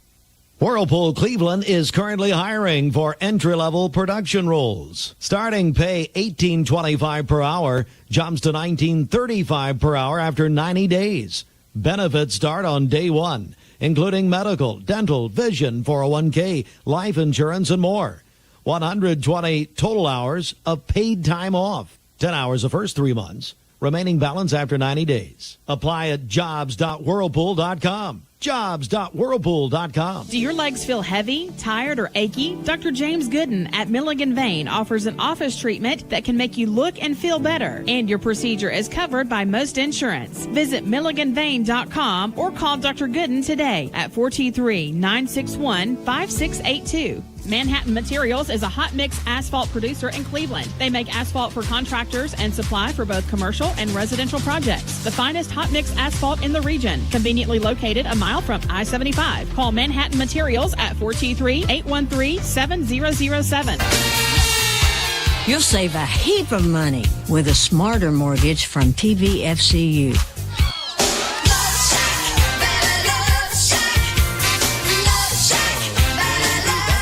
Equal housing lender. Leisure Time Bowling is Cleveland's party place. Birthday parties for children, teenagers, and adults. Birthday parties at home take a lot of work, a lot of decorating, cooking, cleaning. Let Leisure Time Bowling do the work for you. Custom party packages are available, including some with Cosmic Bowling. Call 728-2988, 728-2988, ltbowling.com. So what's the best way to pick a local law firm? Google 5-star reviews, of course. There are some local law firms with a few. There are some, though, that have a few more. Yeah. But if you want the local law firm with the most 5-star reviews, well, that would be Warren & Griffin by a long shot. I'm Seymour. I'm John Mark. We have more 5-star reviews than any law firm in this area. Call us at 265-HURT. We are your local law firm. Let's Dent Repair. Contact Athens. Welcome back to Cleveland's Oldies 99.1, your exclusive home of Walker Valley football, supplied all season long by Wholesale Supply Group. They're open to the public. Once again, I'm Andy Morris along with Jacob Mason here for your Mustang football coverage on Oldies 99.1. And this is the Southland Finance halftime show. Southland Finance is located at Peerless Road and 25th Street, and you can visit them online at southlandfinance.net. So real quick, we're going to go on over to our halftime stats, sponsored by Cleveland Business Services, for all your tax, payroll, and bookkeeping needs and more. 423-86-TAXES. That's Cleveland Business Services. And I want to give a huge shout out, as normal, as we always do, to Mr. Rob Varner, who provides us with our halftime stats. Does a great job keeping those rolling in here to us. And we'll start out with rushing, which we've seen be a small part of what the Mustangs have been doing tonight. Kason Cunningham, in 2 attempts, has 28 yards, and his long was 17. And outside of that, not a lot going on rushing for the Mustangs, because they have taken to the air, and they have taken to the air big time with Chase Stevens. In 22 attempts, he's completed 17 of those, and that's for 260 yards. He's got 3 touchdowns already in the first half through the air. That is Chase Stevens. And the recipients of those touchdowns have been 2 of them by number 10, Luke Hayden, who's had a really big game up to this point. 26 yards and those 2 touchdowns. And then, of course, the other touchdown was to Sawyer Boyd, who's got 119 yards through the air. And we've seen some creative ways that Coach Akins has gotten Sawyer Boyd the ball, not just going downfield as a deep threat, but cutting underneath that secondary and making them chase them down. Yeah, so kind of what these stats tell me is people are keying on Roman, but you're going to find yourself losing ball games if you don't find a way to cover all 3 of these guys. They're going to hurt you. It's something that I'm excited to see. You know, even if with this game results in a loss, you see Walker Valley coming out here actively spreading the love around the football. Yeah, we're not even thinking loss right now, because the Mustangs are up 24-14. I know. All gas, no brakes. Now let's keep this thing rolling and keep it moving. So part of the reason they're up 24-14, we're going to go over to our defensive stats. Once again, our halftime stats sponsored by Cleveland Business Services. 2 turnovers, 2 interceptions for the Mustangs. Caleb Jackson with one of them. Tyler Goldman with the first one. And a great effort there by Tyler Goldman on the sideline to come up with that interception. When you get 2 turnovers against a team like McMinn, that is a huge game changer. Again, up 24-14 in this game. Going over to solo tackles, Braylon Beard per usual, 4 tackles already in this game doing his job. C.T. Gunter has 5 tackles. Thavin Scruggs has 3. Miles Hawk, 3 tackles. And, again, a team effort, 11 hats to the football as we usually see out of this Mustang defense. Yeah, they're playing really well right now. Really, the 2 scores that McMinn has, it's been a great job of them just evading pressure, being able to get pressure onto the quarterback, but Lawson keeping his feet and making stuff happen. So with that is your halftime stats, sponsored by Cleveland Business Services. Shout out Mr. Rob Varner for those stats. This has been the Southland Finance Halftime Show. We're going to take a 30-second break, and we'll be right back.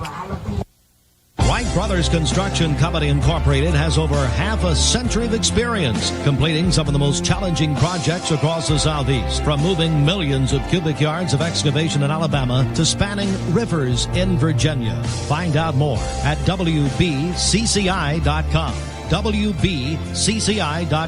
Wright Brothers Construction Company congratulates the student athletes and families of Walker Valley High School and says, "Go Mustangs!" Welcome back to Oldies 99.1, your exclusive home for Walker Valley football, supplied all season long by Wholesale Supply Group, open to the public. And that's going to conclude our halftime show as the McMinn County Cherokees are set to kick off here in the second half. Again, your score, Walker Valley leads this contest 24-14 when they get the ball right here in the second half. So, back deep for the Mustangs, Roman Yulo and Sawyer Boyd, heels sitting around the 5-yard line, but McMinn's kicker has shown consistently tonight that he can kick the ball deep. So the whistle has blown. We are set to kick this second half off. The ball is up in the air. It's a high one. It's going to bounce and sail through the back of the end zone. And I say a full back of the end zone. Good crowd here tonight. We haven't really got to talk about that a lot yet. McMinn did a great job bringing a lot of fans over there on the away side, the new extended seating away side there for the Mustangs. So, again, if you're listening and you're an away fan for some reason and you're listening to our broadcast, love that you're here, but they've got a lot of extra seating over there, so keep that in mind for the next time your team comes to town. Yeah, still a good crowd, but definitely does not compare to last week where we probably saw the biggest crowd in stadium history here at the McKenzie Athletic Complex, with Bradley bringing that huge crowd. But McMinn definitely brought a decent amount tonight. And right off the bat, a completed pass to Roman Yulo, who's going across the 50 to the 40 to the 30, and it's going to be brought down inside the Kia Cleveland drive zone. Can I tell you why that play was so successful? They ran the orbit motion with Sawyer Boyd. What have they done all first half? They've gotten the ball to Sawyer Boyd. They threw it to Boyd. Everybody bid on it. Roman Yulo sneaks up, catches it, and takes it for a huge gain. And that right there is a halftime adjustment. That is. That is a, we're going to lull you to sleep with this play, and we've got a plan to throw that out sometime. Now, to Cunningham, ball's handed off. He's got positive yards. He's going to be inside the 20-yard line down to the 19. Man, what a great start to this first drive of the second half for the Mustangs. So again, a Bradley Concrete, Lamcon Ready Mix first down on that last play.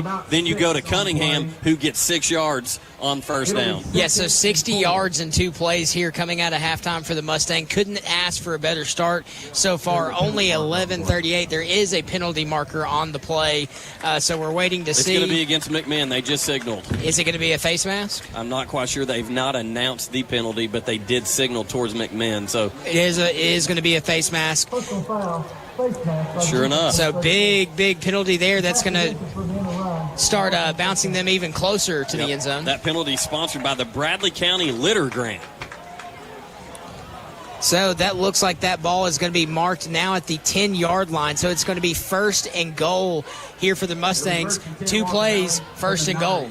Yeah, 11:38 to go here in the third quarter. Mustangs up 24-14. Now 1st and goal inside the 10 as Chase Stevens receives the snap, drops back. He's going to Yulo, who's clearly being held. A jersey pull. Well, but they're going to say it was an uncatchable ball at the end of the day. So the fans are letting everybody know about it. Everybody up here saw it.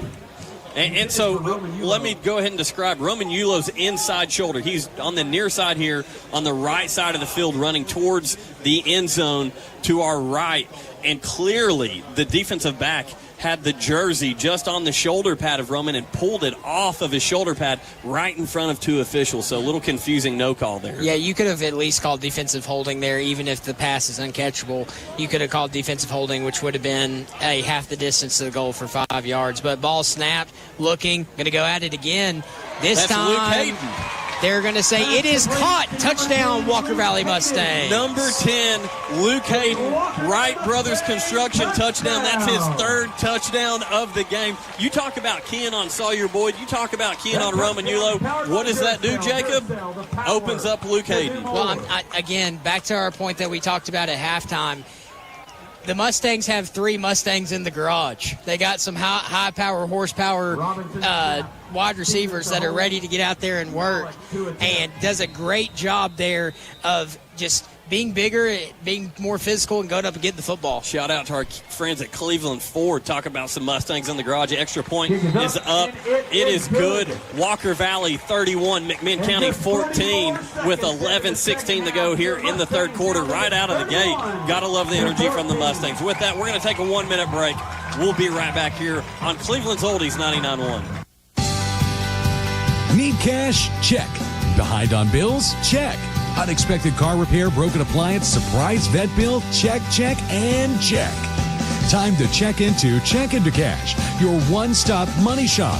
Check all the boxes all in one place. From payday loans to flex lines of credit, we've got solutions that move with you. The process is simple, quick, and designed to get you the help you need fast. If you've been approved, you can leave with cash in hand.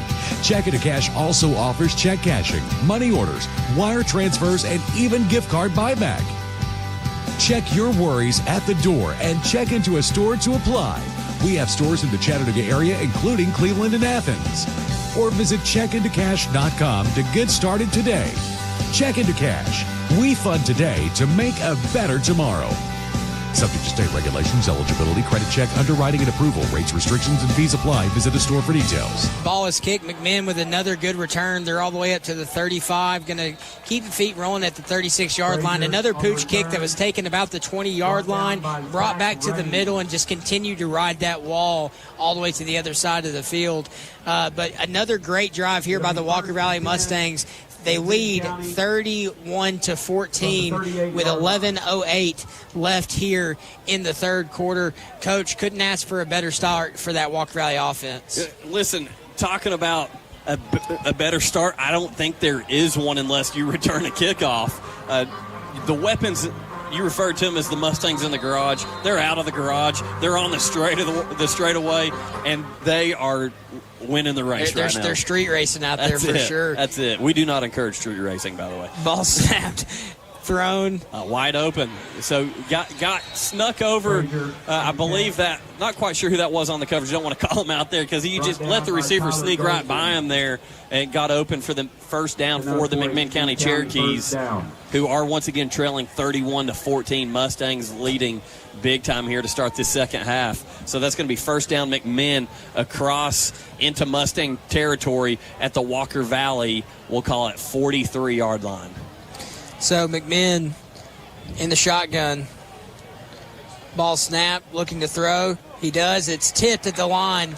Good pressure there, and I want to make sure I get the right number. That was number 42, I believe. Sure enough, it was number 42, Jonathan West, getting pressure on number 4 quarterback Luke Lawson of the Cherokees. Yeah, does a great job getting his hands up there. Wasn't going to be able to get to the quarterback, so the next best thing, bat the pass down. Does a great job. That's going to bring up 2nd and 10 from the 43-yard line.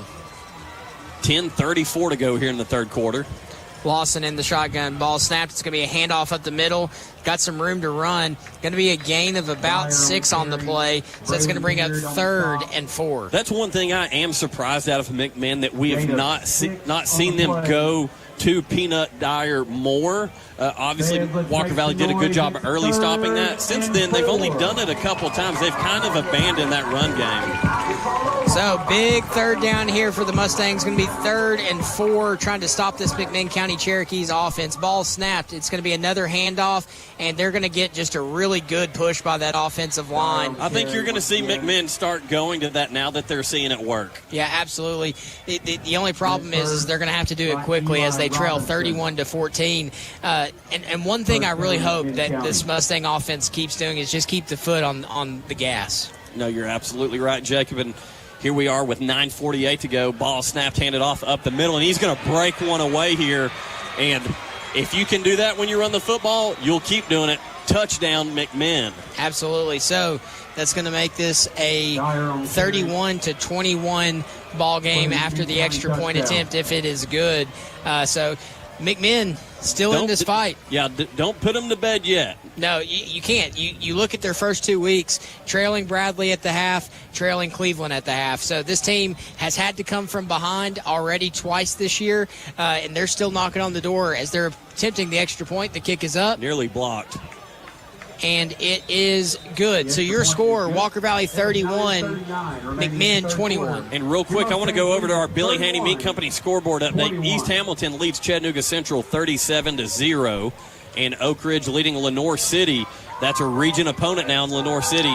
Oak Ridge leading them 42-0. Ottawa and Ray County, the Ray County Eagles leading that game 21-0. Polk County beating Sequoia. We both called that one, Jacob. Polk County 20, Sequoia 0. And Soddy Daisy, another region opponent now for the Mustangs, leads Signal Mountain 7-0. Talk about a good team over in Middle Tennessee. Oakland leads Smyrna 35-0. And then I'm going to try to get to some more local games here. Meigs County leads York Institute 24-0. So once again, that's a Billy Haney Meat Company scoreboard update. And no score currently yet on that Cleveland-Tullahoma game. Actually, yes, we do. Just in here, toward the end of the first quarter, Tullahoma leads Cleveland 16-7. Okay, so good fight up there. Would we call that the Plains? Tullahoma up there in the Plains. So good game, 16-7. If I'm wrong, feel free to text me. I am not a. You can call it that. You can call it whatever you want, Mason. Kick is up. It's another high one. It is going to be returnable, though. Taken at the 5-yard line. What speed on that kid. I think that must be Sawyer Boyd. He's going to return it to about the 26. Still moving, though. Sawyer Boyd. Way to push that pile there by the Mustang return unit. So I'm looking for a Bradley score. Do we got anything on that yet, Mason? Now, the last time I checked, it was 35-0. Running clock over there at Bear Stadium then. Yeah. From the 27 So 9:30 to go here in the third quarter. With that means we got to get some live reads in. Voitech Center for Orthopedic Care for all your orthopedic needs.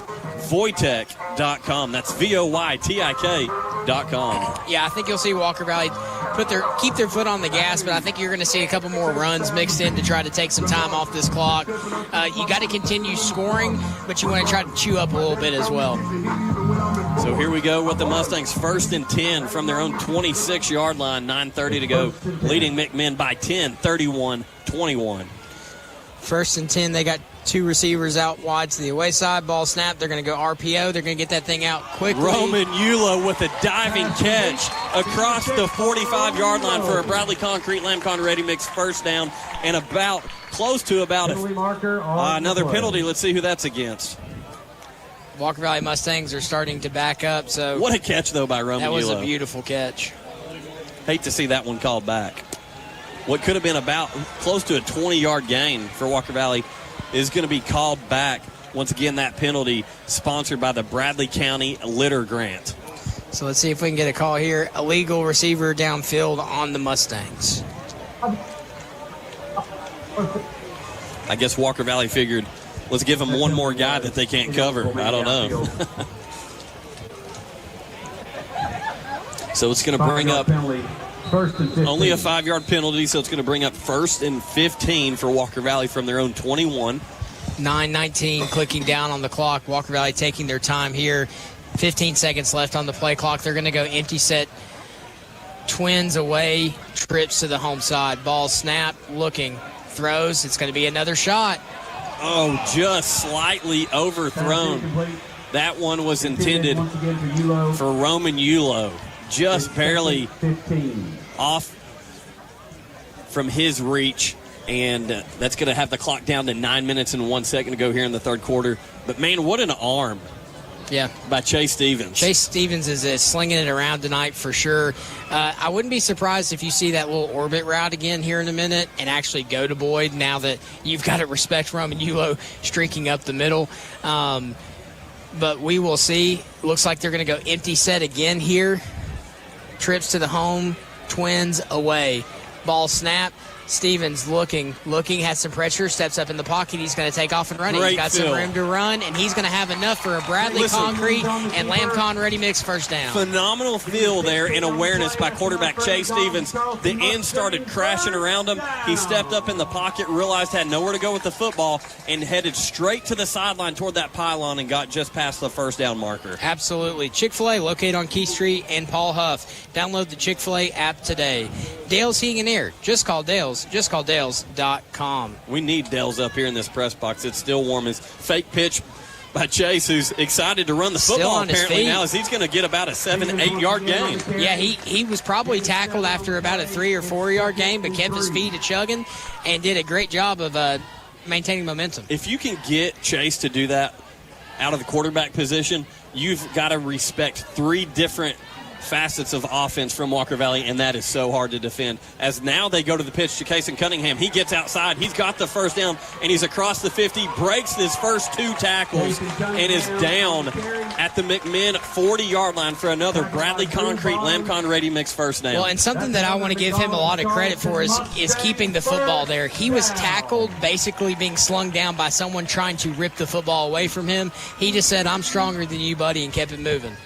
So Walker Valley kind of slowing things down a little bit here. Looks like there is 8:05 on the play clock, taking their time to get in this next play, but they are on a drive. Ball is marked at the 39-yard line as Stevens is in the shotgun. Single receivers to each side, so they're kind of in a heavier set package here. May attempt to run the football. McMinn is going to stack the box, though. It looks like they're going to try to bring some pressure. Ball snap. Stevens looking. He's going to throw. He does. That pass is caught out wide, I believe. No, it is incomplete. It was dropped, intended for number 1, Sawyer Boyd. Yeah, he had to come back for that ball a little bit, and that was a stick route there where you stick into the ground and come back to the football, and just a little low and went through his hands there.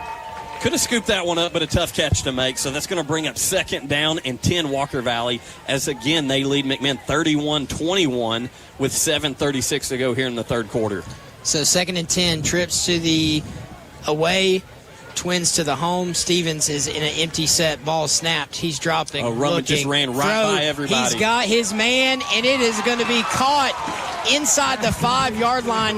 If that ball was left just a little bit further out, he would have been in for 6. And Roman does his best job to try to make that last step and dive into the end zone, but steps out of bounds inside the 5-yard line. They're going to mark it, I believe, at the 3-yard line. I think they've done a really good job of kind of confusing this McMinn secondary. And at the end of the day, they're just struggling. Even in one-on-one coverage, they cannot stay with the athletes that Walker Valley has at wide receiver. So, Chase, hard count, no biters. So 1st and goal from the 3-yard line. Walker Valley threatening again. Stevens drops back the pass, and it's going to be incomplete. That one intended for Yulo once again. And there is a penalty on the field. That's going to be, I would imagine, either a holding or a pass interference call on the coverage there. It looks like it's against the defense, so that's going to be half the distance to the goal. You might see Coach Akins go to this load package. I don't know. I'll be honest, haven't had a lot of success out of it in the past 2 weeks. You know, you've seen them get... Yeah, Chase Stevens is hanging in there, so you might see... Listen, Chase Stevens has ran the ball well tonight. Might see Chase take one here into the end zone. Yeah, little read option. 1st and goal here. He does have Yulo behind him, lined up at running back. I like this as well. Ball is going to be snapped, and this time it is going to be handed off to Yulo, but he is met by a swarm of defenders. The only thing I don't like about that play, it was just slow to develop. Penalty marker is on the play. Let's see if we can get a call here. It's going to be holding against the offense. Hate to see that. That's going to back you up 10. You know what that does, though? Gives you 10 more yards to work with in the pass game. It does. So, once again, that penalty sponsored by the Bradley County Litter Grant. So your score currently, Walker Valley 31, McMinn 21, 7:18 left here in the third quarter. Walker Valley knocking on the door here, but it's going to be first and goal from the 11, I believe, now. It's first and goal from the 11. Dr. Lindbergh confirms. That's right. So you're going to see the pass game open up again right here with the receivers having some room to work. We saw this earlier. Sawyer Boyd across the middle of the field with coverage by a linebacker ran right by him. Let's see what they do here. Nowhere to go. Pressure. Stevens is flushed out, and he tucks it, runs, gets down close to the 10-yard line. So that's going to be just about a gain of 1, potentially maybe no gain. Yeah, I think he's going to be tackled around the 11-yard line, so it's going to be no gain on the play. That's going to bring up second and goal from the 11. McMinn just did a good job of getting pressure there and kind of making Stevens have to get outside the pocket. So Walker Valley taking their time here, 6:42 left here in the third quarter. Stevens hard count, no biters. Cunningham in the backfield with him.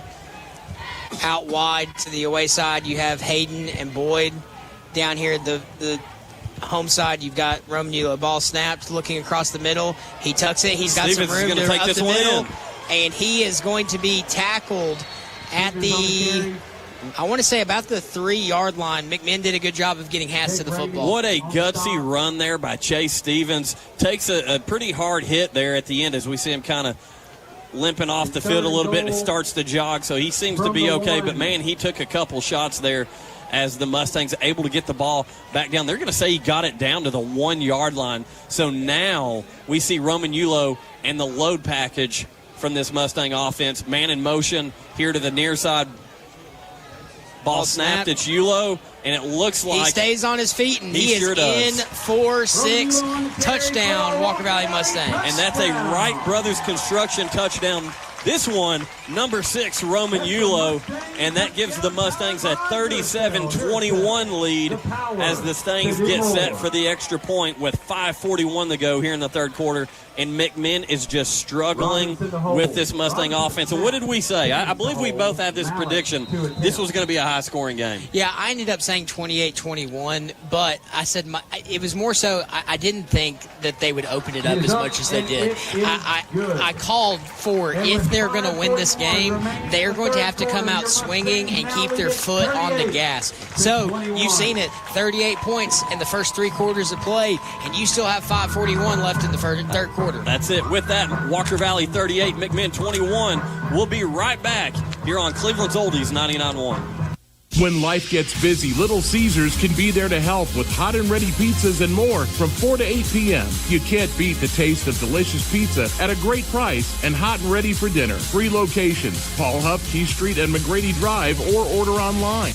From the job site to the showroom, Wholesale Supply has the top brands you trust at the prices that work for your bottom line. With over 30 locations across the Southeast and over 75 years of service, no one supports our contractors and communities like we do. Wholesale Supply, built to supply, trusted to deliver.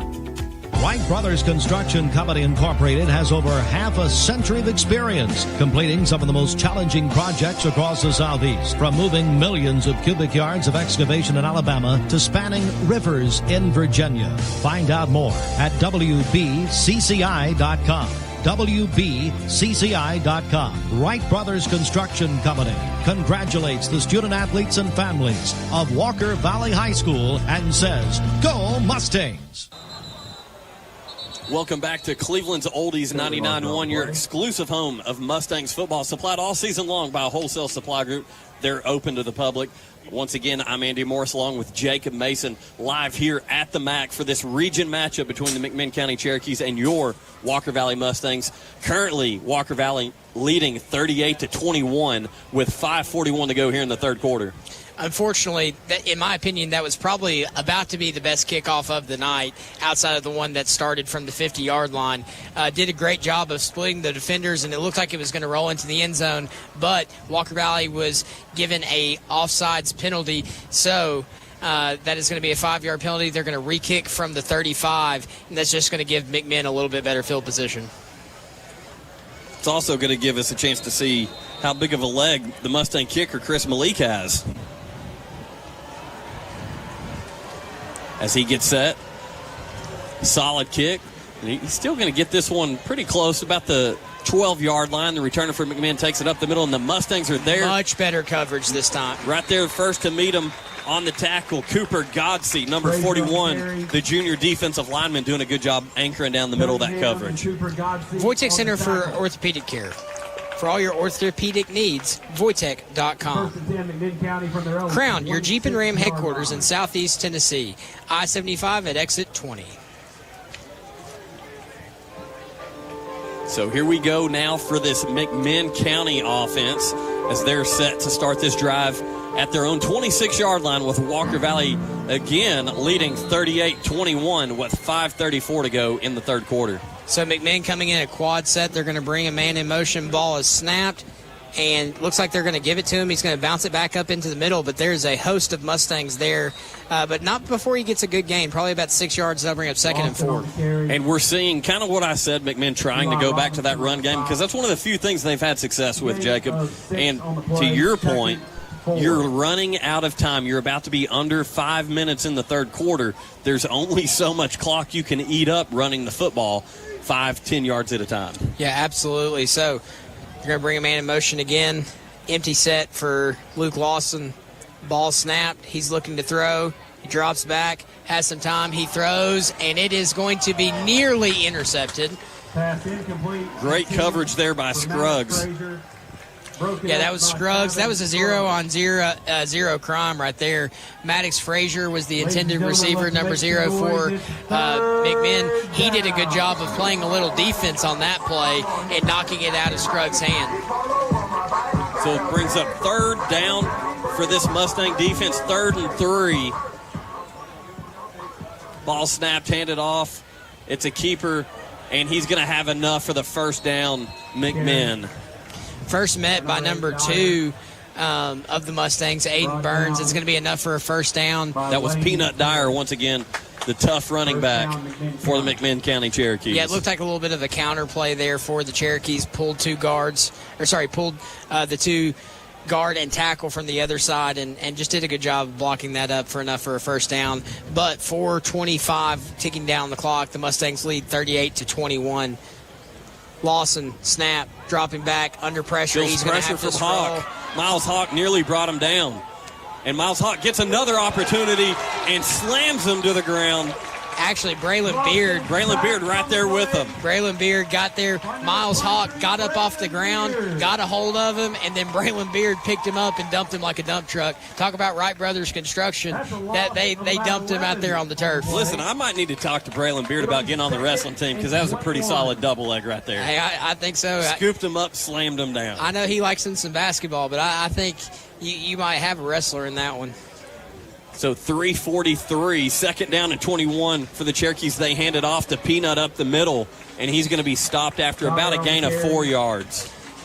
Yeah, so that's going to bring up. First by Cooper Godsey. Is that going to bring up 3rd and 21? Yeah, that was Cooper Godsey in on the tackle. So that is going to be 3rd and 15. Yeah, about 3rd and 14. Third down. Love a little swag surfing up here. They get it going here at the MAC when it's 3rd down for this Mustang defense. So Lawson, shotgun, drops back, looking, throws, caught. It's going to be, he stays on his feet. Great job there by the McMinn receiver. Hadn't got a number on him yet. I believe that was number 9. It was. Marshall Goodner, who's a tough young man. Yeah, Marshall Goodner gets it up to about the 47-yard line. About but 2 yards shy. It's going to be 4th and 2. But I think if you're McMinn, you're kind of in that go time hour.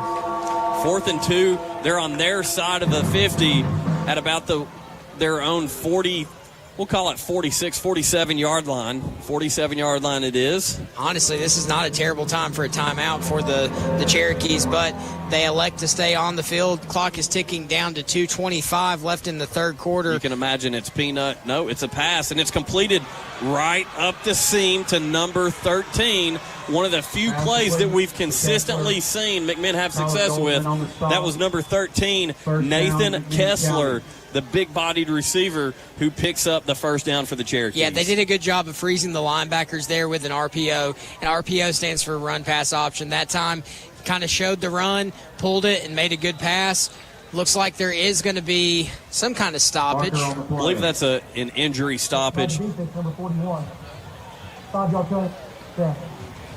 to be a penalty on the Walker Valley Mustangs. I don't know if it was encroaching or, sometimes if somebody yells or claps or something, you can get a penalty there as well. Ball snapped. Going to run up the middle with Peanut. He has some success. He keeps his feet trucking, and he's going to be in for 6. That's going to put the Cherokees back on the board 27 before the extra point attempt. Yeah, like we said last drive, McMinn not going to sleep yet. 38-28 the score pending this extra point. And I tell you what, Peanut Dyer is the guy that's got to have the ball in his hands if you're McMinn. Now, you do have some weapons on the edge because eventually Walker Valley's going to cheat run a little bit because that's the only success McMinn's had outside of that seam route to number 13, Kessler. But as we get set here for the extra point, so it's actually 38-27 pending the extra point. Kick is up. It is good. So now Walker Valley 38, McMinn 28. We're going to take a 1-minute break. A minute 52 to go here in the third quarter. We'll be right back here on Cleveland's Oldies 99.1. Hi, I'm Stephen Beasley, and our family is the new owners of the UPS store in Cleveland, Tennessee. Whether you need to do a lightning-fast Amazon return or need to pack and ship with a guarantee, the UPS store is the place where you can make it happen. We also do a lot of printing, copies, and notary. The store is now open 7 days a week, and we've got the speed, the service, and yes, a smiling team. So the next time you need to ship, print, or return anything, don't go postal. Come see us at the UPS store in Cleveland. Do you have too much stuff? Most of us do. It's time to call All Safe Storage. All Safe Storage has 5 locations serving Cleveland and Bradley County. Founded by Ed Brown over 35 years ago. Get your first month free at All Safe Storage. Call 479-6377. First month free, 479-6377. Or allsafetn.com. Welcome back to Oldies 99.1, your exclusive home of Walker Valley. Supplied all season long by Wholesale Supply Group, open to the public. I'm Jacob Mason, joined by my pizza-loving friend, Andy Morris. We are in the third quarter. Walker Valley leads 38-28 with 1:52 left on the clock. Back deep for the Mustangs. Number 1, Sawyer Boyd, and number 6, Roman Yulo. The kick is up. It's a high one. This one is going to be taken into the end zone, and they will bring it out to the 20. For the touchback, Walker Valley will take over. So, Walker Valley's offense been speedy. They're going to try to eat some time off the clock as they have a 10-point lead. Jersey College School of Nursing. Your nursing career starts here. jerseycollege.edu. So, Walker Valley huddling as a team down here, taking their time. 1:52 left in the third quarter. They lead 38-28. The wide receiver corps has had a big night tonight. Andy, do we get updated stats like throughout the entire game? After this next drive, I want to check on our boy Chase Stevens, what his We can passing. go over to it right now and check it out. Ball snapped. It's going to be a throw. Stevens by himself is going to take it and tuck and run. Does a great job. Picks up a block. Gets out of bounds as the fans are calling for up here, but that's going to be enough for a Bradley Concrete and Lamcon Ready Mix first down. Well, I like Chase's awareness there. What he's trying to do is keep that clock running and get it to the fourth quarter with this 10-point lead, but at the same time, you want to protect yourself and not take a big hit there. But right now, Chase has thrown for 362 yards on the night. Wow. 4 touchdowns. And there's still a whole quarter to go, folks. That's wild. So, looks like they're going to come out.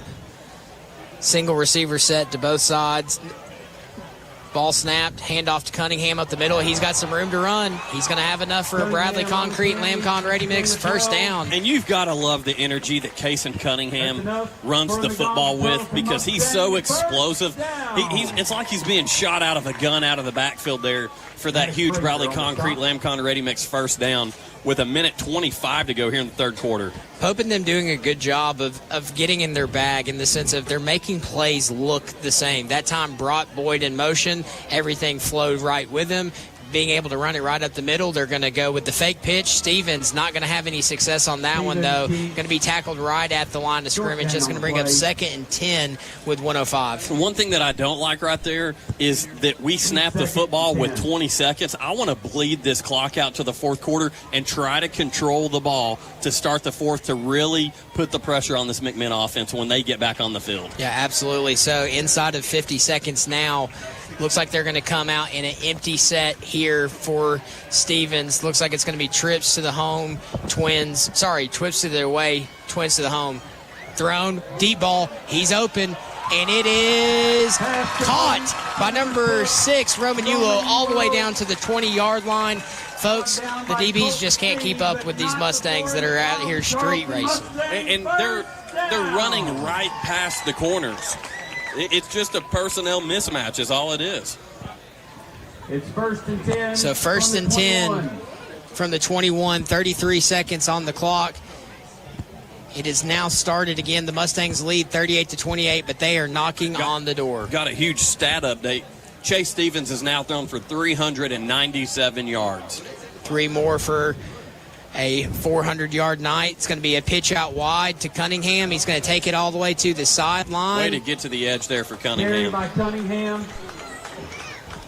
10 seconds left here on the clock. Just doing a great job of being very dynamic. This is not we haven't seen a lot of these plays from week 1 and 2. It's a completely different look. It really is. If you're McMinn, you're kind of shocked at what you're seeing because you haven't seen this from them yet this year.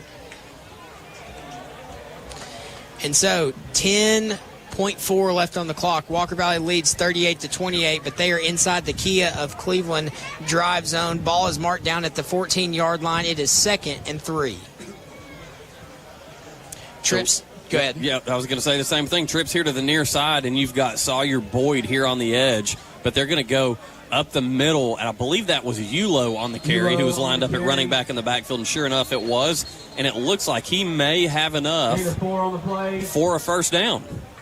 And that's enough for Once again, that is a Bradley Concrete Lamcon Ready Mix first down, and that's going to run this clock out as Coach Akins and the Mustangs, they know it's the fourth quarter. They're meeting at the 50-yard line. With that, we're going to take a 1-minute break. We'll be right back here on Cleveland's Oldies 99.1, Walker Valley 38, McMinn 28.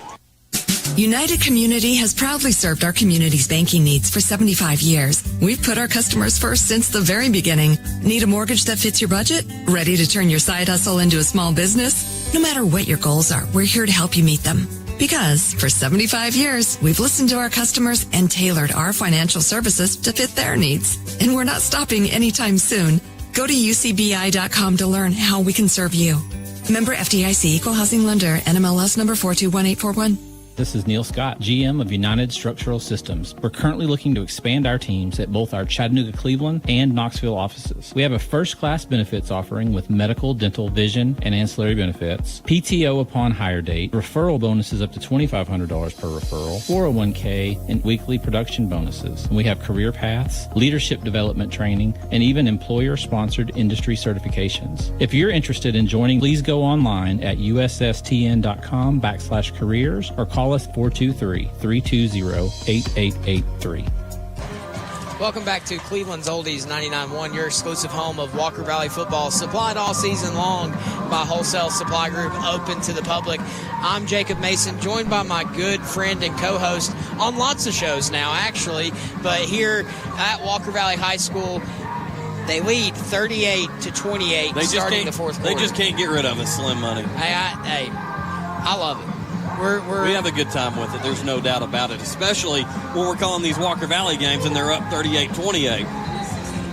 So they're saying that with the official stats, Chase Stevens is at 361 yards passing because they've counted some plays that were thrown behind the line that are technically laterals, which count as rushing. So shout out to our guy Gene Henley down here who's got that all over that for us. Appreciate you, Gene. Hard count, no biters, but McMinn showing pressure on the edge. You've got Roman Yulo in the backfield. Ball snapped. It's going to be a handoff to Yulo. He's hit but keeps his feet, still moving. So he's going to be inside the 10-yard line, I believe, marked at the 9. Net first by Jake Ramey. So you're at a point now, if you're Walker Valley and you can get another score here, that McMinn is going to have to resort to the passing game. And the only thing that's really been working for them outside of that seam route is the run game. So really putting the pressure on here. Need the Mustang offense to come up big with one more score here. Yeah, doing a good job of kind of slowing the pace down a little bit, chewing off some clock as you're knocking on the door. Ball snaps. Stevens looking. He throws. Ball is nearly caught just over the fingertips of number 10. He touched the ball, but it was just a little high. Yeah, Luke Hayden, who's big-bodied kid, 6'5", I believe, went up and just a little high there from Chase Stevens with 11:14 to go here in the ball game. He was right at the pylon, and if he would have left his feet, probably not coming down in bounds. So he tried to stretch up there and get it and just wasn't able to haul it in. But Walker Valley, 3rd and 8 here. So 3rd and goal from the 8. I think you're walking away with points here to some extent if you can have a successful field goal. If not a touchdown. Ball snap, looking, has his man. He's going to be blown up and tackled at the 6-yard line. So that was complete to Kaysen Cunningham in the flat to the far side of the field. Once again, Mustangs working from right to left. And had Chase have been able to get his head around there, he had to go through his progression. By the time he got to Chase was open really early, probably scores. But by the time Kaysen snuck out there, the secondary for McMinn was able to spot him and come up and make the play. So it's going to be 4th down and 4th down and goal from the 5 for Walker Valley. And it looks like they've got the kicker out on the field. Once again, that is number 82, Chris Malik. I've been calling him Malik. I apologize. Chris Malik. And he is set to attempt the field goal here. Low snap. Kick is up. Looks good from here. And it is good. So Walker Valley, with that field goal, takes a 41-28 lead with 10:17 to go in the ball game. And now the pressure and the clock is on McMinn. It absolutely is. If I'm Walker Valley, I'm gonna say beat me on the outside. I like our corners. I don't want to see any more of the hash routes. I don't want to see us getting hit up the middle for large runs. That's where they've had their success, is in between the tackles, basically, both in the pass game and in the run game. So if I'm Walker Valley here, I'm trying my absolute best to make them beat me outside. Voitech Center for Orthopedic Care. For all your orthopedic needs, Voitech.com. Dell's Heating and Air. Just call Dells.com. Chick-fil-A, located on Key Street in Paul Huff. Download the Chick-fil-A app today. Hey, real quick, also want to give a shout-out to Papa John's for providing pizza for our board ops back at the station. I know our guys, Elijah back there and his crew, always appreciate everything they do for our broadcast here on Cleveland's Oldies 99.1. I believe his brother Ephraim's in there working tonight as well.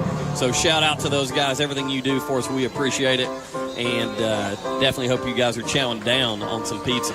Absolutely. So the Walker Valley kick is up. It's going to sail all the way down to the 10-yard line. Walker Valley is going to cover this one a little bit better as they get a stop before the 30. It looks like it's going to be taken down around the 28-yard line. So McMinn will start this drive, as Jacob just said, at the 28 with 10 minutes and 11 seconds left in this ball game, trailing Walker Valley 41-28.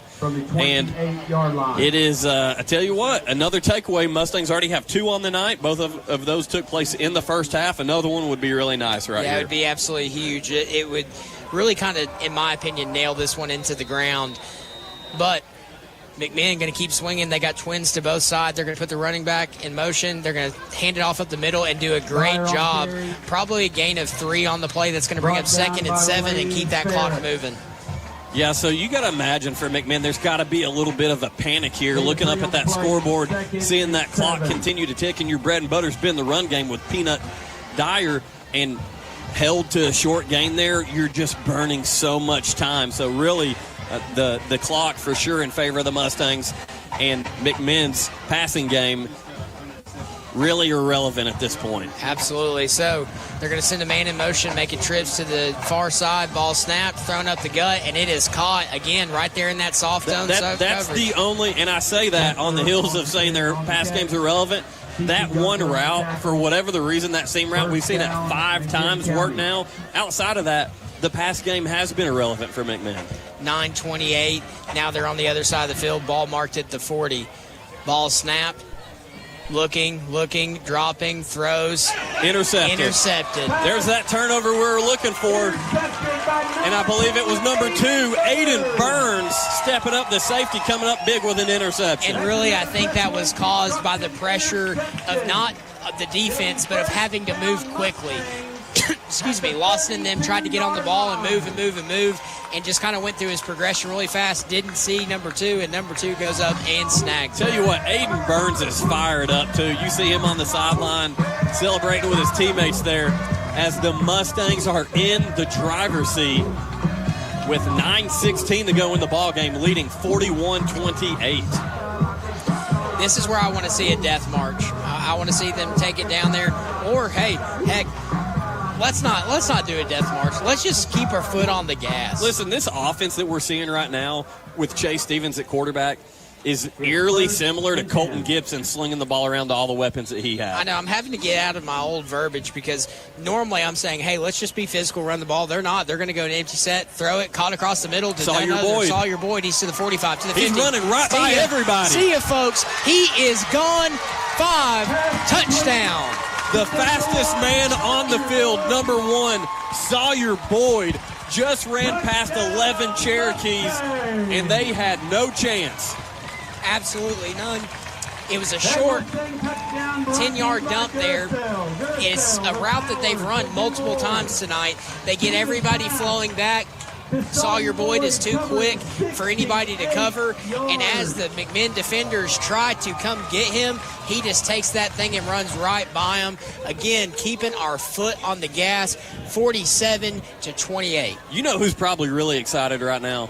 Already gave him a shout-out tonight, but Walker Valley track and field coach Adam Raines. He's got to be really excited to have the weapon in Sawyer Boyd. Well, Sawyer Boyd keeps this up. He may be getting some football offers alongside of those track offers he's got, because boy, the dude can play. Where is he committed to for track?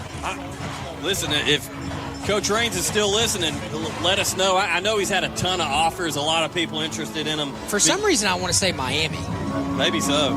Down there in the 305, huh? If that's the case, I'm sure that the Miami Hurricanes wouldn't mind a 6'5" guy that can run like that. Sure enough, 9:02 left to go in this ball game. Mustangs up 48-28, 20-point lead. I believe that's the largest lead the Mustangs have had tonight, I believe. Yeah, I think so too. So they're set to kick this one off. You talk about a ruckus environment between our student section, which is almost literally a whole section of the stadium. Well, the band just got done playing my favorite song too, so I'm up here hyped up and pumped. And then on top of that, you've got Ocoee Middle School principal Corey Lindberg. And so we've got some stats here. Thanks again to Gene Henley. Yulo has got 210 yards, I believe. 7 receptions for 210. And Boyd, that might be flip. Is that correct? And I think Boyd has 153. So great coverage again. Walker Valley special team has made an adjustment because, again, the first couple kickoffs, they were getting all the way up to around the 40, 45-yard line. But this one, they're going to be stopped right over the 20.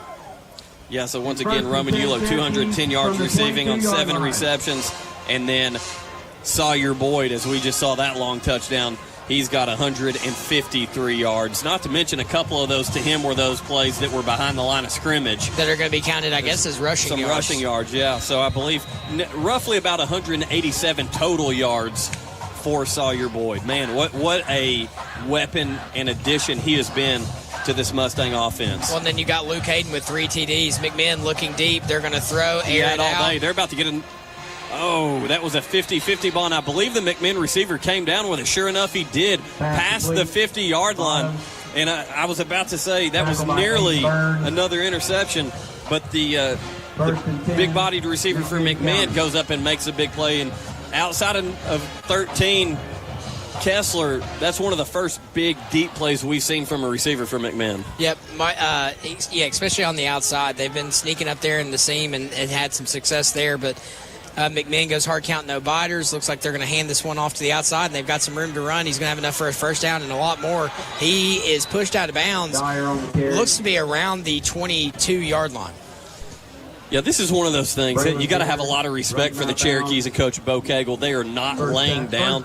They continue to move the football. They can continue to threaten to get inside Mustang territory. And I said this during pregame on our From the 40 show on Mixed TV, but I felt like this was going to be a slugfest. Did I ever imagine that Walker Valley was going to absolutely go off the way they have tonight offensively? No, but I knew it was going to be a higher scoring game, and I really expected it to be a little bit tighter than a 20-point gap here. But McMinn, again, as they fake the handoff to Peanut, and the quarterback is going to be brought down. That's Lawson by Miles Hawk at the line of scrimmage, and man, did he slam Lawson to the turf. Yeah, absolutely. Lawson a little slow to get up. Great job by Miles Hawk, and really emerged in this Walker Valley defense. Saw him as a middle schooler, knew he was going to be a stud, developed, now a junior, and is coming out and making big plays on Friday nights. Clock down to 8 minutes and 5 seconds to go in this ball game. Mustangs up 48-28 over the Cherokee. 2nd down and 10. McMinn. Lawson drops back. He looks downfield, throws to an open receiver who keeps his feet and is going to score. Stretch that one out quite a bit, but goes in for the score for the Cherokees, and that was number 11, Jackson Gonzalez. Yeah, if I'm Coach Akins, I go over to my defense there and I talk about, like, this thing ain't over. The reason I say that, one of the DBs, I didn't really get a number. Instead of tackling him, just tried to push him over. Just thought he was a little bit little and wasn't going to be able to keep his feet, and he kept his feet and ended up getting 6. Every second counts in a ball game like this, especially if it's a region game. 48 to potentially 35 here with 7:50 to go, waiting on the extra point attempt. The kick is up, and looks like it is going to be good. So your score, Walker Valley 48. Seconds remaining in the game. Walker Valley now leading at 48. McMinn 35 with 7:50. We're going to take a 1-minute break. We'll be back in 1. Imagine a truck that doesn't just own the road, it dominates it. It's not just about the destination. It's about the journey. And our new GMC Sierra is elevating every moment of that journey for me. It's not just a truck, it's a lifestyle. Don Ledford didn't just sell me a truck. They saw the lifestyle I wanted, and they found me that truck.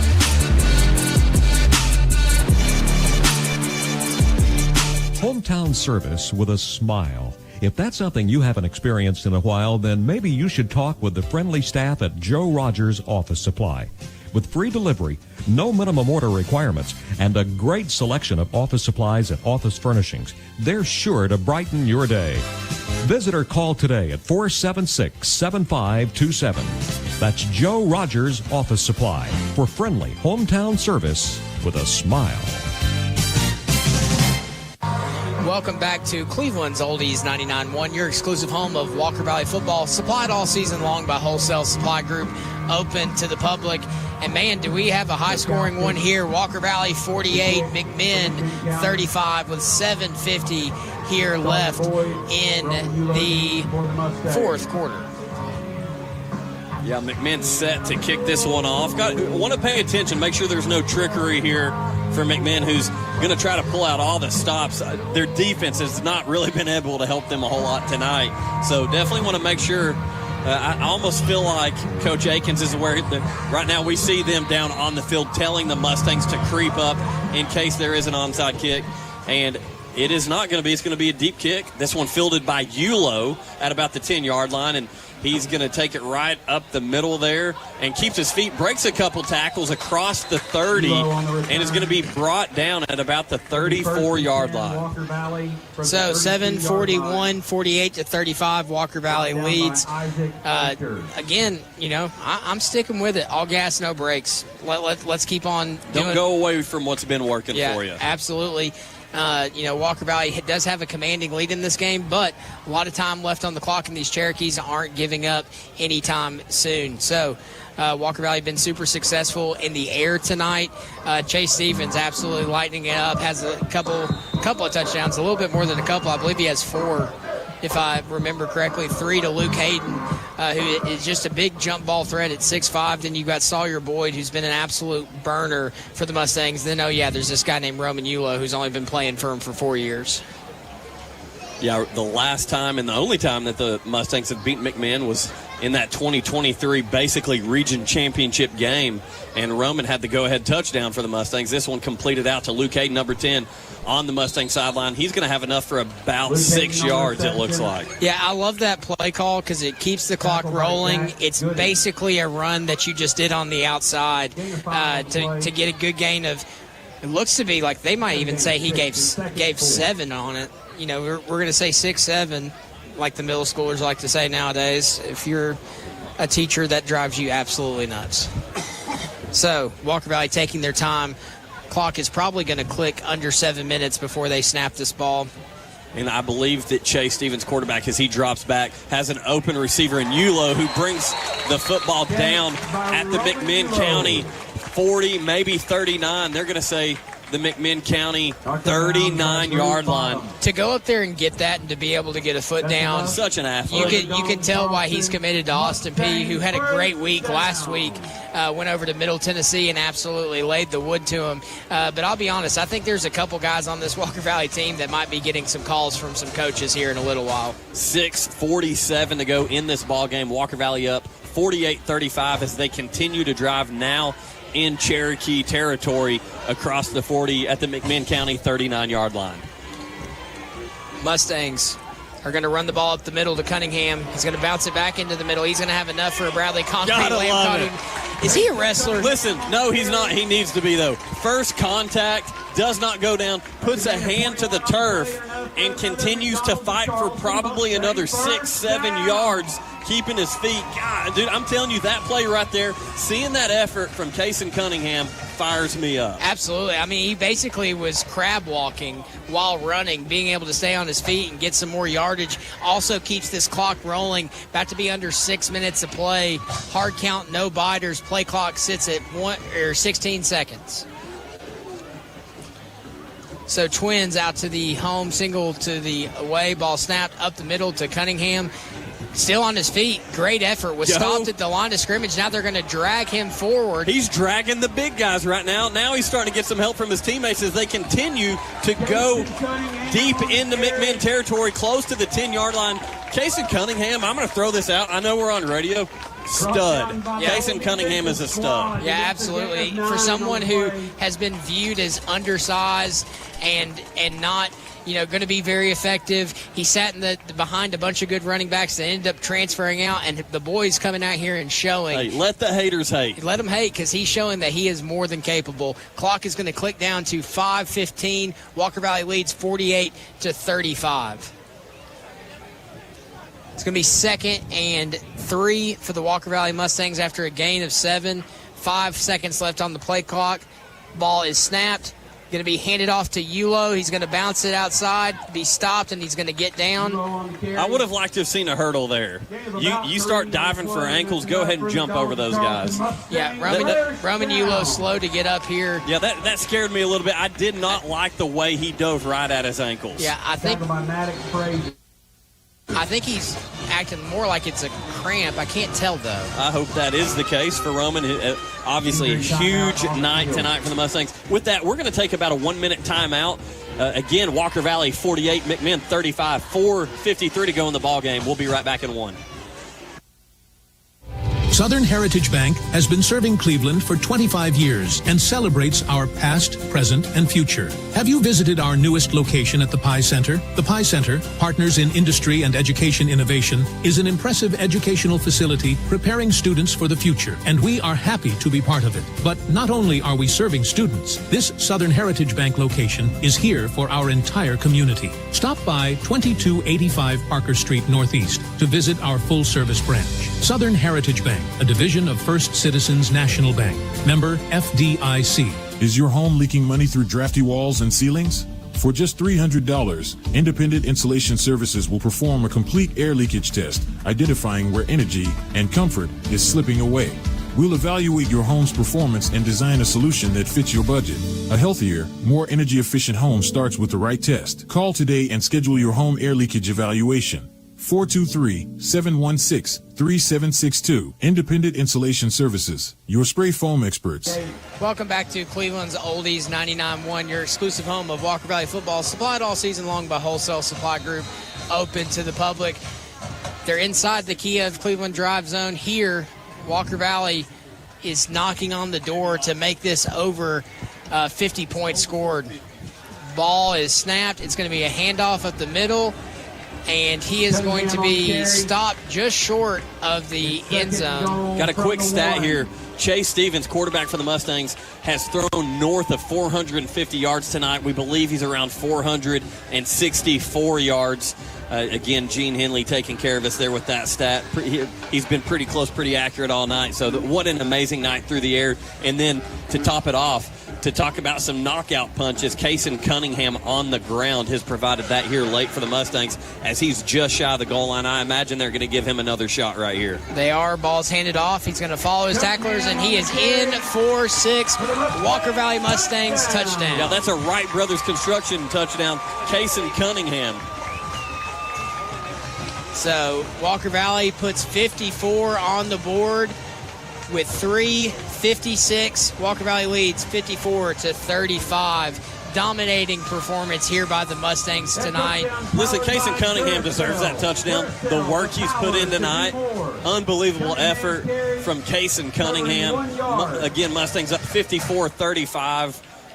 Just an absolute offensive dominant performance from Walker Valley tonight. Looks like the offense may stay out here.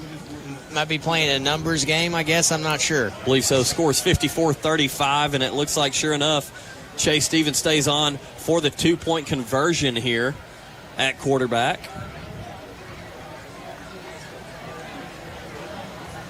Got a tight set to the far side. Drops back. He's throwing a jump ball, and that's going to be incomplete, intended for Luke Hayden. So the 2-point conversion, no good. Yeah, it's just good coverage. But with that, we're going to take a 1-minute break. We'll be back in 1. Walker Valley now leads it 54-35. We may still be here with Friday Night Lights, hometown pride, and the determination that drives our teams forward. At Southland Finance, we know what it takes to compete because our own Brent Matthews and Mike Parker were high school athletes themselves. They understand the hard work, commitment, and teamwork that go into every practice and every game. That's why Southland Finance proudly supports our local football teams on and off the field. From kickoff to the final whistle, we're cheering right alongside you. Experience the Southland difference today. Welcome back to Cleveland's Oldies 99.1, your exclusive home of Mustang football, supplied all season long by Wholesale Supply Group. They're open to the public. The score from the MAC, Walker Valley 54, McMinn 35, with 3 minutes and 56 seconds to go in the ball game. Frazier deep for the Cherokees. Malik to kick. So the Mustangs are set to kick off here. McMinn, you can imagine at this point, has got to be a little demoralized. Yeah, absolutely. Kind of out of reach unless some miracles start happening for them. Walker Valley set to kick off again, the lead 54-35 as the Mustangs are in control of this ball game.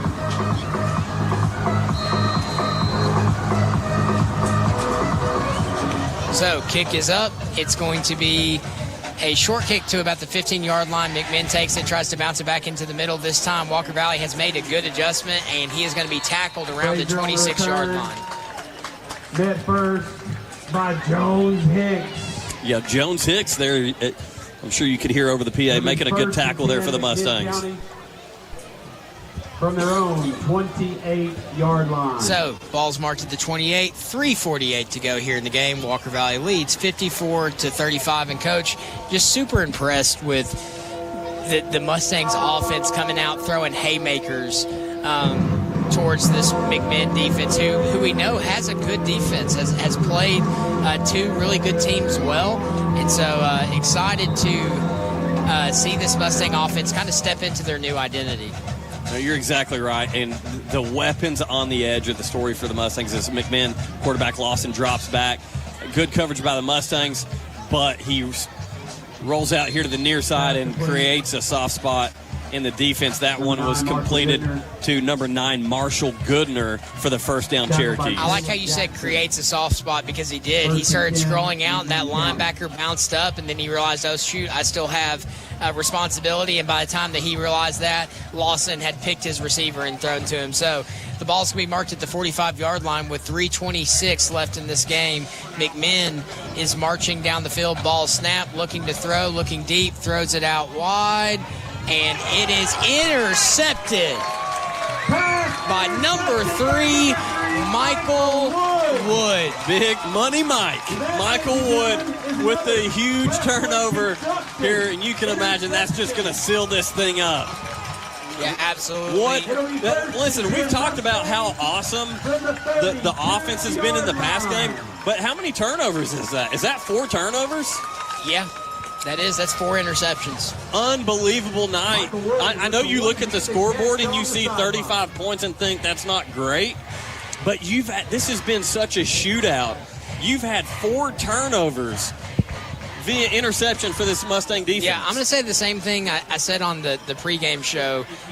Walker Valley's offense needed to come out tonight throwing haymakers, which means you're putting a lot on your defense. You're going to go out there, and the defense is going to have to be back on the field quickly and going to have to really play hard all night long. Yes, they've given up 35, but they have created 4 turnovers in a game. Handoff to Cunningham. He's going to go up the middle for a gain of about 4, maybe 5. Things are getting a little chippy down there. Recovered. McMinn's not happy. No, McMinn recovered a fumble.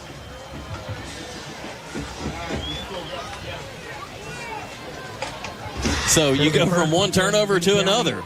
So I believe the first turnover of the night for the Mustangs, if you're going to give up one, it's not a terrible time to give one up when you lead 54-35. No, you're exactly right. 3 minutes on the clock. Just can't imagine there's going to be enough time for McMinn to do quite anything to get back in this one, trailing 54-35 with 3:07 to go. Ball snap. McMinn is going to hand it off. He bounces it back inside. Peanut Dyer does a great job. Stiff arm, and he's going to be shoestring tackled by number 2, Aiden Burns. Looks like Michael Wood was also in on the carry. In on the tackle. By the way, looking at some stats here, Coach Akins with the Week 1 victory over Cleveland reached his 40th victory. Again, he's the winningest coach, and the 25 years that Walker Valley has been here playing football. So big run off the edge by Peanut Dyer, knocking on the door. He's going to get all the way down to the 1. It'll be first and goal from the 1. Clock continues to roll here with 2:38. Walker Valley leads 54-35. Ball snapped. It's going to be a handoff. I don't know if he got it. Let's see. On the carry. Touchdown, Cherokee. It is going to be a touchdown by the Cherokee. So 2:31, your new scorer, Walker Valley 54. You called it, Coach. I'm going to give you your props. High-scoring game, 54-41. Yeah, I believe you. What did you say? Like 28-21. And my response was north, yeah, more. Give me more points. And sure enough, these two teams have provided that tonight. I'm just going to be honest. Bad take on my part, because I said if this Walker Valley team was going to win, they were going to have to come out swinging hard, and they definitely have. That was a typical Drew Akins and this Walker Valley defense scored, that 28-21. But boy, the game plan they had tonight had a lot of points involved with it, I'll tell you that much. Yeah, so the Walker Valley school record for most passing yards in a single game came in 2017. Colton Gibson had 526 yards. So I'm not quite sure how far off Chase Stevens is from that. Yeah, I wonder how liberal we're going to be with those screen passes, those orbit passes. We'll see how Coach Akins likes to count them up on the log that stat. The stat, because that could make that thing a little bit closer.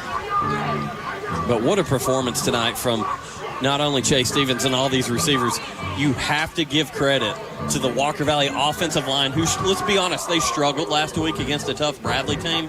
They have shown up tonight and given Chase Stevens the time that he needs to be able to stand in the pocket and deliver great balls to these receivers.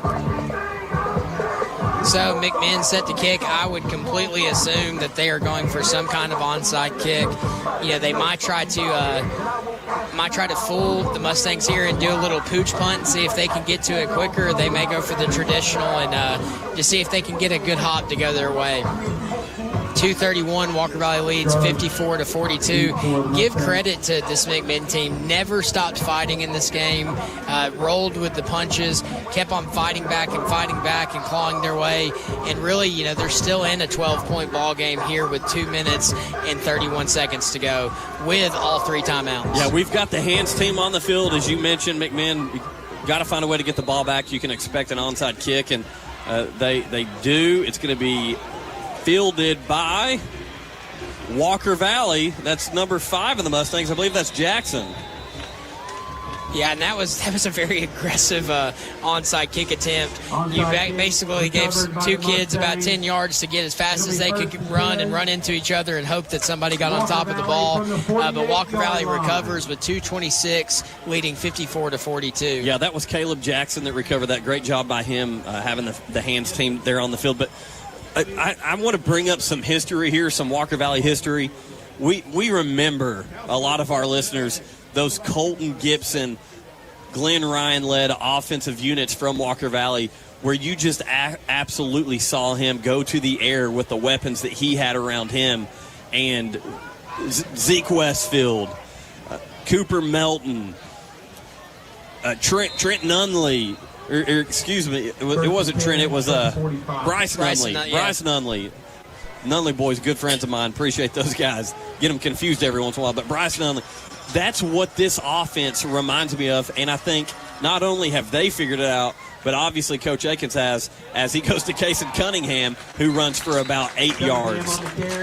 You have a school record for total offense?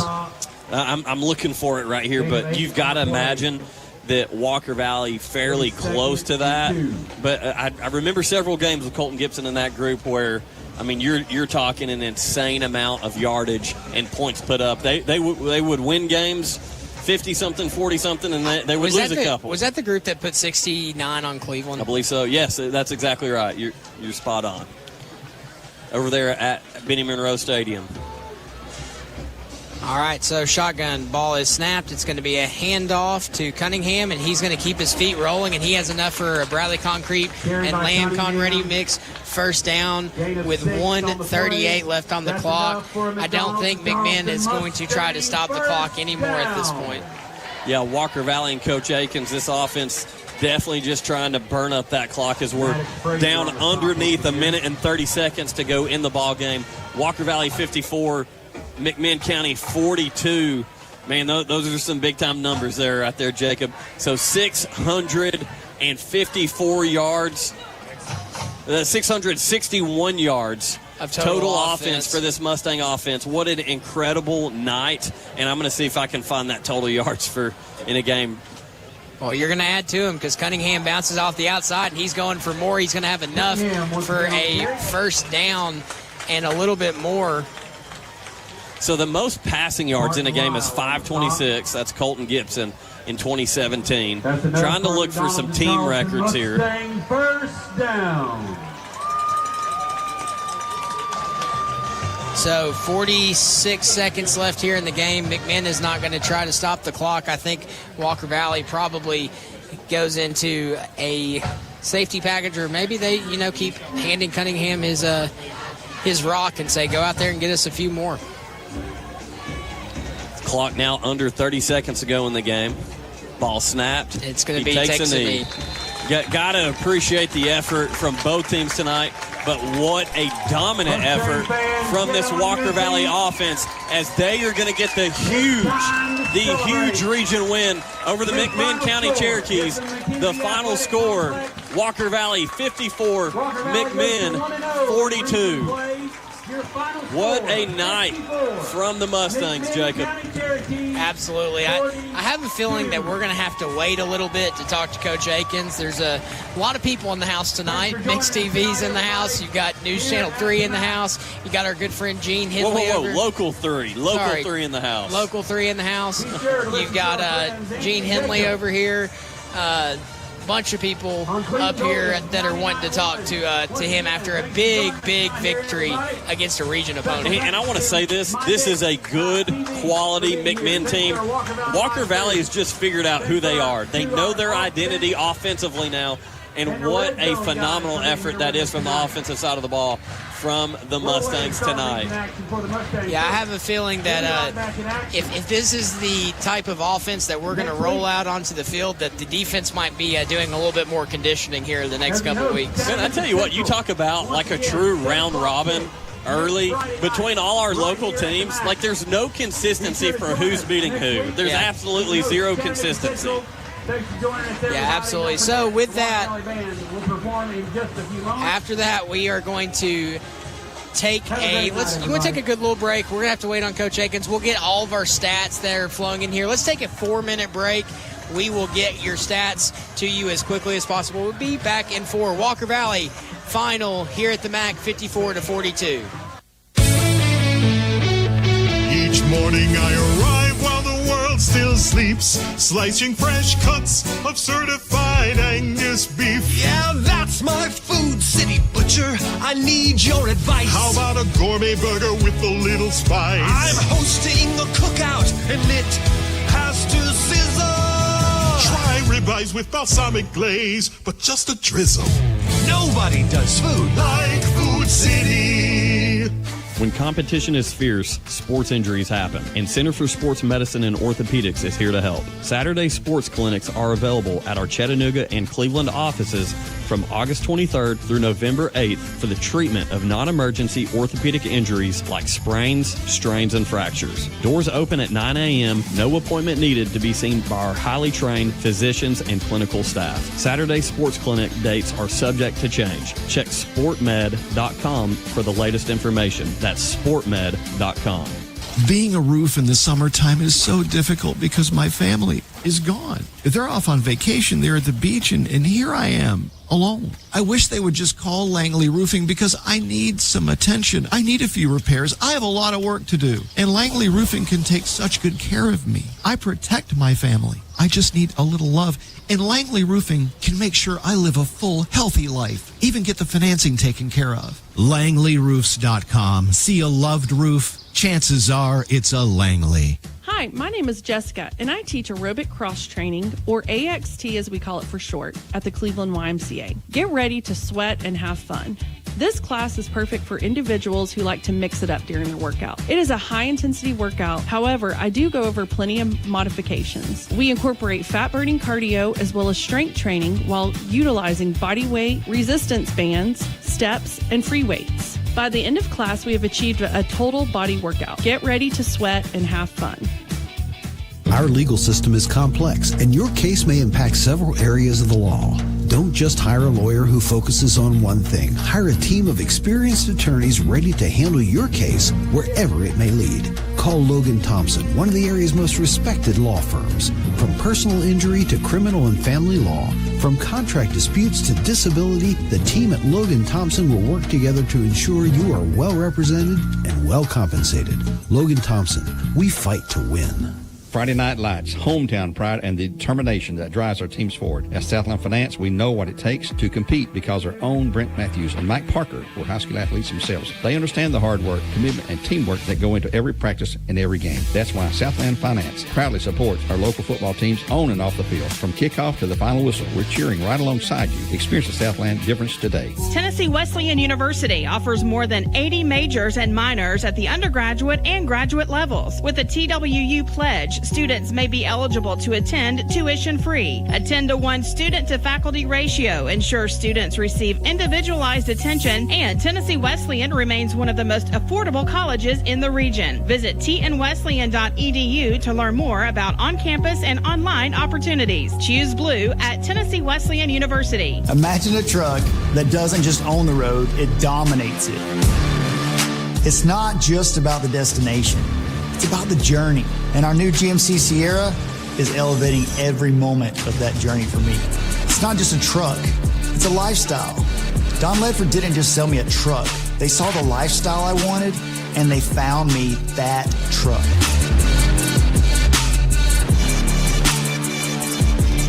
Caldwell Paving, paving the way in Tallahassee since 1958. Caldwell Paving specializes in asphalt paving. They serve residential clients, industrial and commercial companies, and subdivision projects. Conveniently located in Charleston, Caldwell Paving serves all of Southeast Tallahassee. Caldwell Paving, old services made new. CaldwellPaving.com. From the job site to the showroom, Wholesale Supply has the top brands you trust at the prices that work for your bottom line. With over 30 locations across the Southeast and over 75 years of service, no one supports contractors and communities like we do. Wholesale Supply, built to supply, trusted to deliver. Welcome back. You're listening to Cleveland's Oldies 99.1, your exclusive home of Walker Valley football, supplied all season long by Wholesale Supply Group. They are open to the public. The final here from the MAC at Walker Valley High School, Mustangs 54, Cherokees 42. Jacob, a huge first region game of the year victory for Walker Valley. Yeah, absolutely. And you said huge night for the offense, especially. Might set a couple records here. So excited to kind of dive into that over the next week and dig into the old history books and see what we can find. Yeah, so we're definitely going to be sure to throw that out there once we get Coach Akins up here for his post-game interview. As you alluded to, Jacob, he's got a lot of people to visit with tonight, with Local 3 being in the building, mixtv.tv. Appreciate Stephen Shelton, Steve Hartline for their efforts providing the video streaming commentary of this game for Walker Valley and all the surrounding viewers and listeners. I know we got a lot of McMinn people over there on Mixed TV as well that were not able to make the trip watching the game, but going to go ahead and throw it out there. Some big-time stats. Our post-game stats are sponsored by Cleveland Fasteners and Supply. For all those nuts and bolts you can't find anywhere else, if they ain't got it, you don't need it. Located off Starview Drive here in Cleveland. And so Walker Valley breaks a school record tonight with most total yards in a game, 691 yards, beating that 2017 Mustang team that had 671 yards in the ball game. So a huge break it by 20 yards tonight, a huge accomplishment for this Mustang offense. 691 total yards in the game for the Mustangs. That is a new school record. Yeah, insane performance by the offense. I'm sitting here trying to think of who we're going to give the player of the game to. I really think it's a hard time not giving it to Chase Stevens. Because he's got the weapons, yeah, and he did a great job. No turnovers for Chase, and he found those receivers all night long.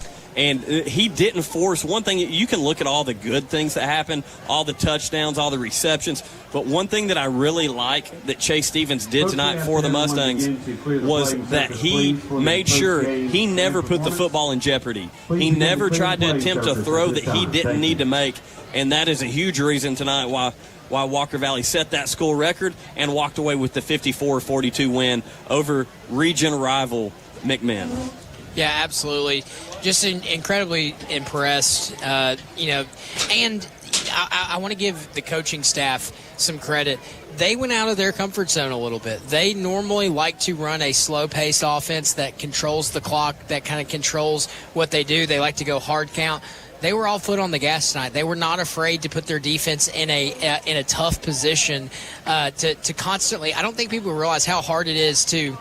I mean, for instance, we had a drive tonight that was 3 plays for 80 yards. Then you ask your defense to go right back out on the field. They just did such a great job of hunkering down, getting 4 interceptions in the game, but also allowing this Walker Valley offense to do its job. Listen, you hear it a lot. Walker Valley is a everything school. You see we're rolling nearly 300 deep in our band as they're getting ready to take the field for their post-game performance. A lot of love for them, as they have such an impact here at the home games. But now you've added the dance team. Obviously, Coach Terry Lynn and the cheer squad, love those young ladies down there. The atmosphere, the environment for a game like this, you're playing ultimately, this game you feel like should be at the end of the season. because this feels like two heavyweights within the region that are going for the title. Obviously, you still got a tough East Ham team to play. You still got a tough Ray County team to play. But this had every sense of a title fight between these two teams, and the atmosphere here with everything that's going on, as we've mentioned, with Local 3 being here at 6 a.m. this morning, all the way to ending the game here nearly at 10 o'clock. Just what a phenomenal atmosphere that Walker Valley football, Walker Valley band, cheer that they've presented, and it's unbelievable, and I'm so glad that we're able to be a part of it, calling the games here on Cleveland's Oldies 99.1. Yeah, absolutely, and everything school is right. Getting to be involved in so much up here, a top-tier wrestling program, a top-tier basketball program, a top-tier baseball program, a top-tier soccer program. You can just keep on going down. Softball state champs.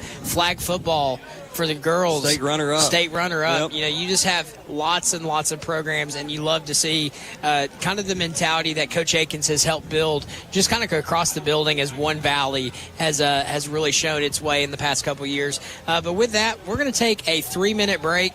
We'll get the final stats rolling in. Coach Akins, of course, will come up here and join us for the post-game show. But we're going to take a 3-minute break. We'll be back Ladies and gentlemen, with the rest of the post-game coverage. Please clear the field at this. Make this the summer event going on now at Crown CDJR Cleveland. Shop over 200 new Chryslers, Dodges, Jeeps, and Rams. Up to $20,000 off MSRP. Gladiators, 2,500 pickups, Wagoneers, even Wranglers with huge discounts. Take advantage of model year closeout savings on a new 2024 Dodge Charger Daytona Scat Pack. Up to $20,000 off MSRP. Crown CDJR, the better way to buy and service. Visit CrownChryslerDodgeJeep.com. On select models, stock 412318. As we age, our dental needs change, but great care never should. At Magnolia Dental Center of Cleveland, we understand the importance of comfort, respect, and results you can feel good about. From dentures to cleanings to gentle repairs, we're here to keep your smile healthy and beautiful. No pressure, no rush, just high-quality care from people who treat you like family. Every smile has a story. At Magnolia Dental Center of Cleveland, we would love to hear yours. Call 423-476-3307 or visit magnoliadentalcenterofcleveland.com to schedule an appointment today. Hi, this is James with Cleveland Business Services. We're here standing by ready to help any local small businesses with a variety of needs. And we can handle just about any tax situation you find yourself with, whether it be business, personal, or a combination of both. Our personal tax returns start at $39. We can help you get filed using our app. We can schedule you an in-office appointment, or you can simply drop off your tax documents and be filed within 48 hours or less. Reasonable rates and a dedicated staff are just a few reasons why Cleveland Business Services is a great choice. Give us a call today at 423-86-TAXES. That's 423-868-2937. Is your home too hot in the summer and too cold in the winter? At Central Heat and Air, your local HVAC experts, we've got you covered. Our top-notch technicians provide fast, reliable service to keep your home comfortable year-round. From installation to maintenance, we handle it all. You'll never be left out in the cold or the heat. Call Central Heat and Air today at 423-478-7778. That's 423-478-7778. Or visit us online at docsair.com. That's DOCSAIR.com. Central Heat and Air, your healthy home company. Did you know the Town Squire has tux rentals? Yes, they do. Weddings, proms, special occasions. Come in, check out their tux department. The Town Squire has been offering tux rentals for over 4.5 decades. Pick out a traditional style or a fashion trending tux in slim or ultra slim fit. They have it all. They have the latest colors and styles to fulfill your rental needs for formal attire. From t-shirts to tuxedos, the Town Squire. Since 1977, fulfilling your clothing needs. The Town Squire, Stewart Park Plaza, Key Street, Cleveland, the shop that appreciates the customer. The Town Squire will be open Labor Day Monday, 9:30 until 3. When competition is fierce, sports injuries happen, and Center for Sports Medicine and Orthopedics is here to help. Saturday sports clinics are available at our Chattanooga and Cleveland offices from August 23rd through November 8th for the treatment of non-emergency orthopedic injuries like sprains, strains, and fractures. Doors open at 9 a.m., no appointment needed to be seen by our highly trained physicians and clinical staff. Saturday sports clinic dates are subject to change. Check sportmed.com for the latest information. That's sportmed.com. At First Horizon, we know if there's a win, there's a way. Our team is here to help every step of the way with personal, business, or private banking. Stop by and visit us at one of our locations in Cleveland or give us a call at 423-559-7660. At First Horizon, we look forward to finding a way. Fun and not fun. Welcome back. You're listening to Cleveland's Oldies 99.1, your exclusive home of Walker Valley football, supplied all season long by Wholesale Supply Group. They are open to the public. And the final here, once again, from Walker Valley High School, Mustangs 54, McMinn 42, a huge region win for the Mustangs over the visiting McMinn County Cherokees. And, Coach, one thing I want to go ahead and let you know, we've let our listeners know that you broke a school record tonight of total offense in a game by 20 yards. The 2017 team had 671 yards tonight, 691 yards. 691 yards. I think that's a personal record. Yeah. Man, what an unbelievable job by our offense tonight. Really so incredibly proud of our staff. I came up here last week and I told you guys that was a coaching staff loss. And I promised our guys that it would never happen again, that we would never lose because our coaching staff. And, man, I thought our coaching staff showed up throughout the week.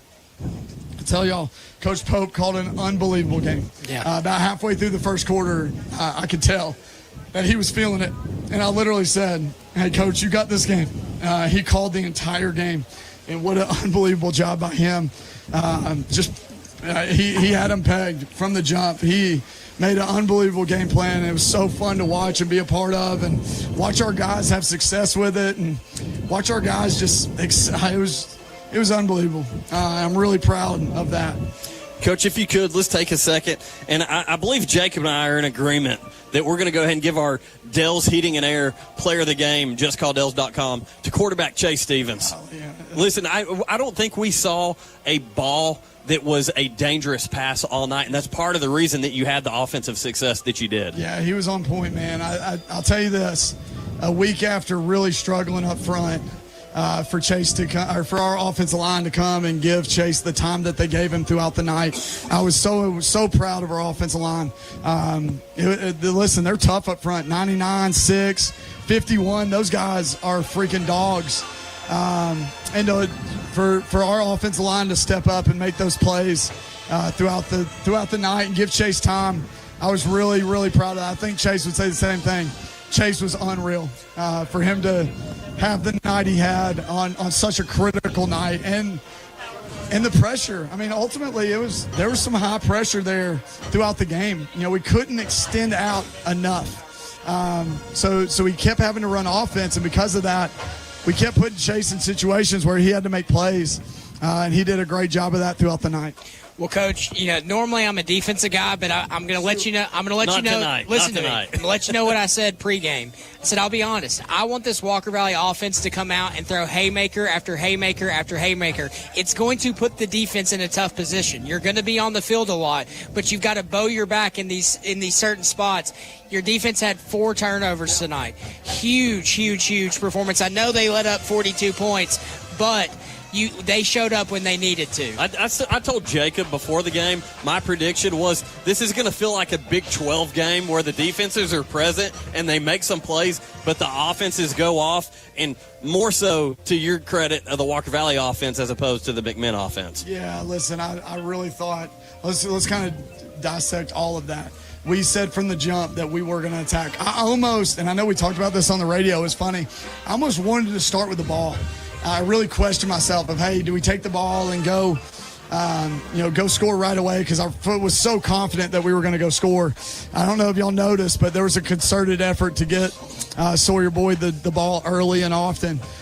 He's a dynamic kid, and we made it a point that we weren't going to do what we did last week with that. So we got him the ball early because we knew we had some things that we really liked. And then we extended out, and then the score right before halftime was so disappointing. I was really frustrated with our team there and not getting that stop. And then I was disappointed in moments of the second half. But then AB gets the interception, Mike gets the interception, Caleb Jackson, I think, gets an interception. Tyler Goldman gets an interception. So getting our hands, I knew that we would not put the ball at risk, and because there wasn't risk. There was no risk in our concepts, honestly. It was just Chase making good decisions, and he did that throughout the night. So, Well, Coach, one thing that I saw tonight, you put a lot of defensive coordinators in a really, really rough spot. If you're going to put two over top of Roman Yulo, that means you're leaving one of the two guys wide open. Yeah, throughout the night, we ran that little slider play with Sawyer going across, and we were just waiting on the safety to come down. And the whole first half, he didn't. When we started the drive, the first drive of the second half, we started with that play. And that was the first time the whole game that the rover comes down. And we hit Roman right behind his head. So Chase he understood what the plan was and was dynamic within that plan. So proud of him. So proud of Coach Pope and the job that our offensive staff did to prepare our guys for this week. Yeah, so, Coach, real quick, I want to go over to some stats while you're up here with us. Our post-game stats sponsored by Cleveland Fasteners and Supply. We've talked about all these passing stats for Chase Stevens. What a great night. But a sneaky, quiet, awesome game from Kason Cunningham, who had 138 yards on the ground, and I was so glad to see him get that touchdown there at the end. I was glad to see him get the touchdown, but more glad that he was able to finish the game. I was so frustrated with him. Let's do the good, bad, good sandwich, right? Really proud of his night. He is, in the spring, we said, you cannot play for us if the first guy tackles you. And I'm not sure this season that the first guy has tackled him. He's been such a tough runner. You cannot fumble the ball in that situation. He knows it. He's aware of it. He didn't want to fumble, but he's got to be so much better when it comes mentally. He's got to know he can't fumble that ball. But then for him to come back and finish the game by running the clock out, getting 2 first downs on some big-time runs, I'm glad we ended the night that way. I'm so glad we ended the night with him having success versus ending the night on the fumble. So proud of Kason. Fun night for him. 130, is that what you said? Yes, he had 138 yards rushing. Unbelievable. So that's 200-yard games for Kason and 3 of them. So really proud of him. So also want to throw this out here. This is an unofficial stat. Chase Stevens, 503 yards passing. There are a few of those that we're not sure potentially could have been counted as laterals. And so maybe one lateral. Okay, yeah. So he's around that 500-yard mark passing, which is an absolutely insane night through the air for quarterback Chase Stevens. Going over to our receivers. Almost 2 guys over 200 yards. That's it. Roman Yulo, 239 yards receiving. Sawyer Boyd, 187 yards receiving. Luke Hayden, who, by the way, had a sneaky 3-touchdown night, 42 yards receiving, but such a threat with that frame in the end zone. He's just so good at high pointing the ball. And listen, if you're going to go one-on-one down in the red zone, then we're going to put the ball up to Luke, and we're going to let him go make a play. By the way, Kason Cunningham, 29 yards receiving on the night. Yeah, just a fun night, man. So Team proud. effort. So proud of all of our guys. So impressed by us. So just a really programmed night and really excited about where it propels us to. So I know we're talking about the 500 yards that he threw for, but he also did a great job on his feet, evading some tacklers, some design runs, but some plays where he saw it wide open, took it, got a first down, and kept marching. Yeah, a couple times throughout the night. Well, we said going in the game, he's going to have to run the ball, anywhere between 8 to 10 times throughout the game. A lot of those were called runs. A few of those were read runs, and then a couple of those were scramble runs. But I think what did we get to with him on the night? How many rushes? 7. No, that's Roman. Yeah, that's Roman. I don't do not have his stats okay. right here yet. But I guarantee it's close. I bet it's really close to 7, 8, 9 carries, and that's what we kind of entered the night wanting to do. So just a big night by Chase, man. Big night by our offense. I thought the turnovers came in clutch by defense, but ultimately a fun night and a big-time program win for us. Coach, very excited for you. Very excited to see this offense continue to, as we get a little bit deeper into region play, few weeks down the road. Obviously next week, Chattanooga Central coming back here to Walker Valley. Talk about the environment. Obviously it was Go Gold Night here in support of pediatric cancer awareness. Just talk about all that went on here at the MAC tonight. Yeah, super fun night. I thought we've fought really hard to make this an unbelievable atmosphere, and I think it's shown up more and more every single year it comes out. It's even bigger. Our band was awesome tonight. Our student section was awesome. I thought our crowd was unbelievable. Seeing the kids running around with Mustang Youth Club jerseys on and Mustang Youth Club cheer uniforms on, it's a really special place, and our culture as a school is really good, and I'm so proud of our guys and our giving a night to celebrate. And I thought it was a really fun night for our entire school, not just our program. Well, Coach, we've been calling Walker Valley an everything school tonight. That's kind of been the theme. You guys did your part. We're going to let you go celebrate with your boys. I know it's a big one to celebrate, but turning the page to next week, got a good team coming in town. Give us some information about when that game's going to be played and when the gates open. Yep, Chattanooga Central here next week. Get our third straight hosting. It's 7 o'clock. Gates typically open around 5:30. I did not say anything about Golden Knight. What a special opening to the night. Our fans, the attention to that and the celebration of those families is so important to me. It's so close to my heart. And those families, I hope they feel loved by the Walker Valley community. So I can't wait to figure out what the donation came up to. We'll announce that on social media, and we'll give all those proceeds back to the foundations in our community that support childhood cancer. So big time night, not just for football, but for Walker Valley High School. And we're going to try to carry that momentum here for the next couple weeks. Well, Coach Akins, once again, appreciate you joining us. Congratulations on the big region win. First region game of the season, Walker Valley 54, McMinn County 42. With that, Jacob, you got anything else for us? I'm good, man. Go Stanks. Hey, thank you guys so much. So thankful for what y'all do. So, again, it's been a fun night once again up here at the MAC. Mustangs 54, Cherokees 42. That's the final. Mustangs improve to 2-1 on the season. And with that, we're going to send it back to the station for the Blitz. Have a great night, everybody.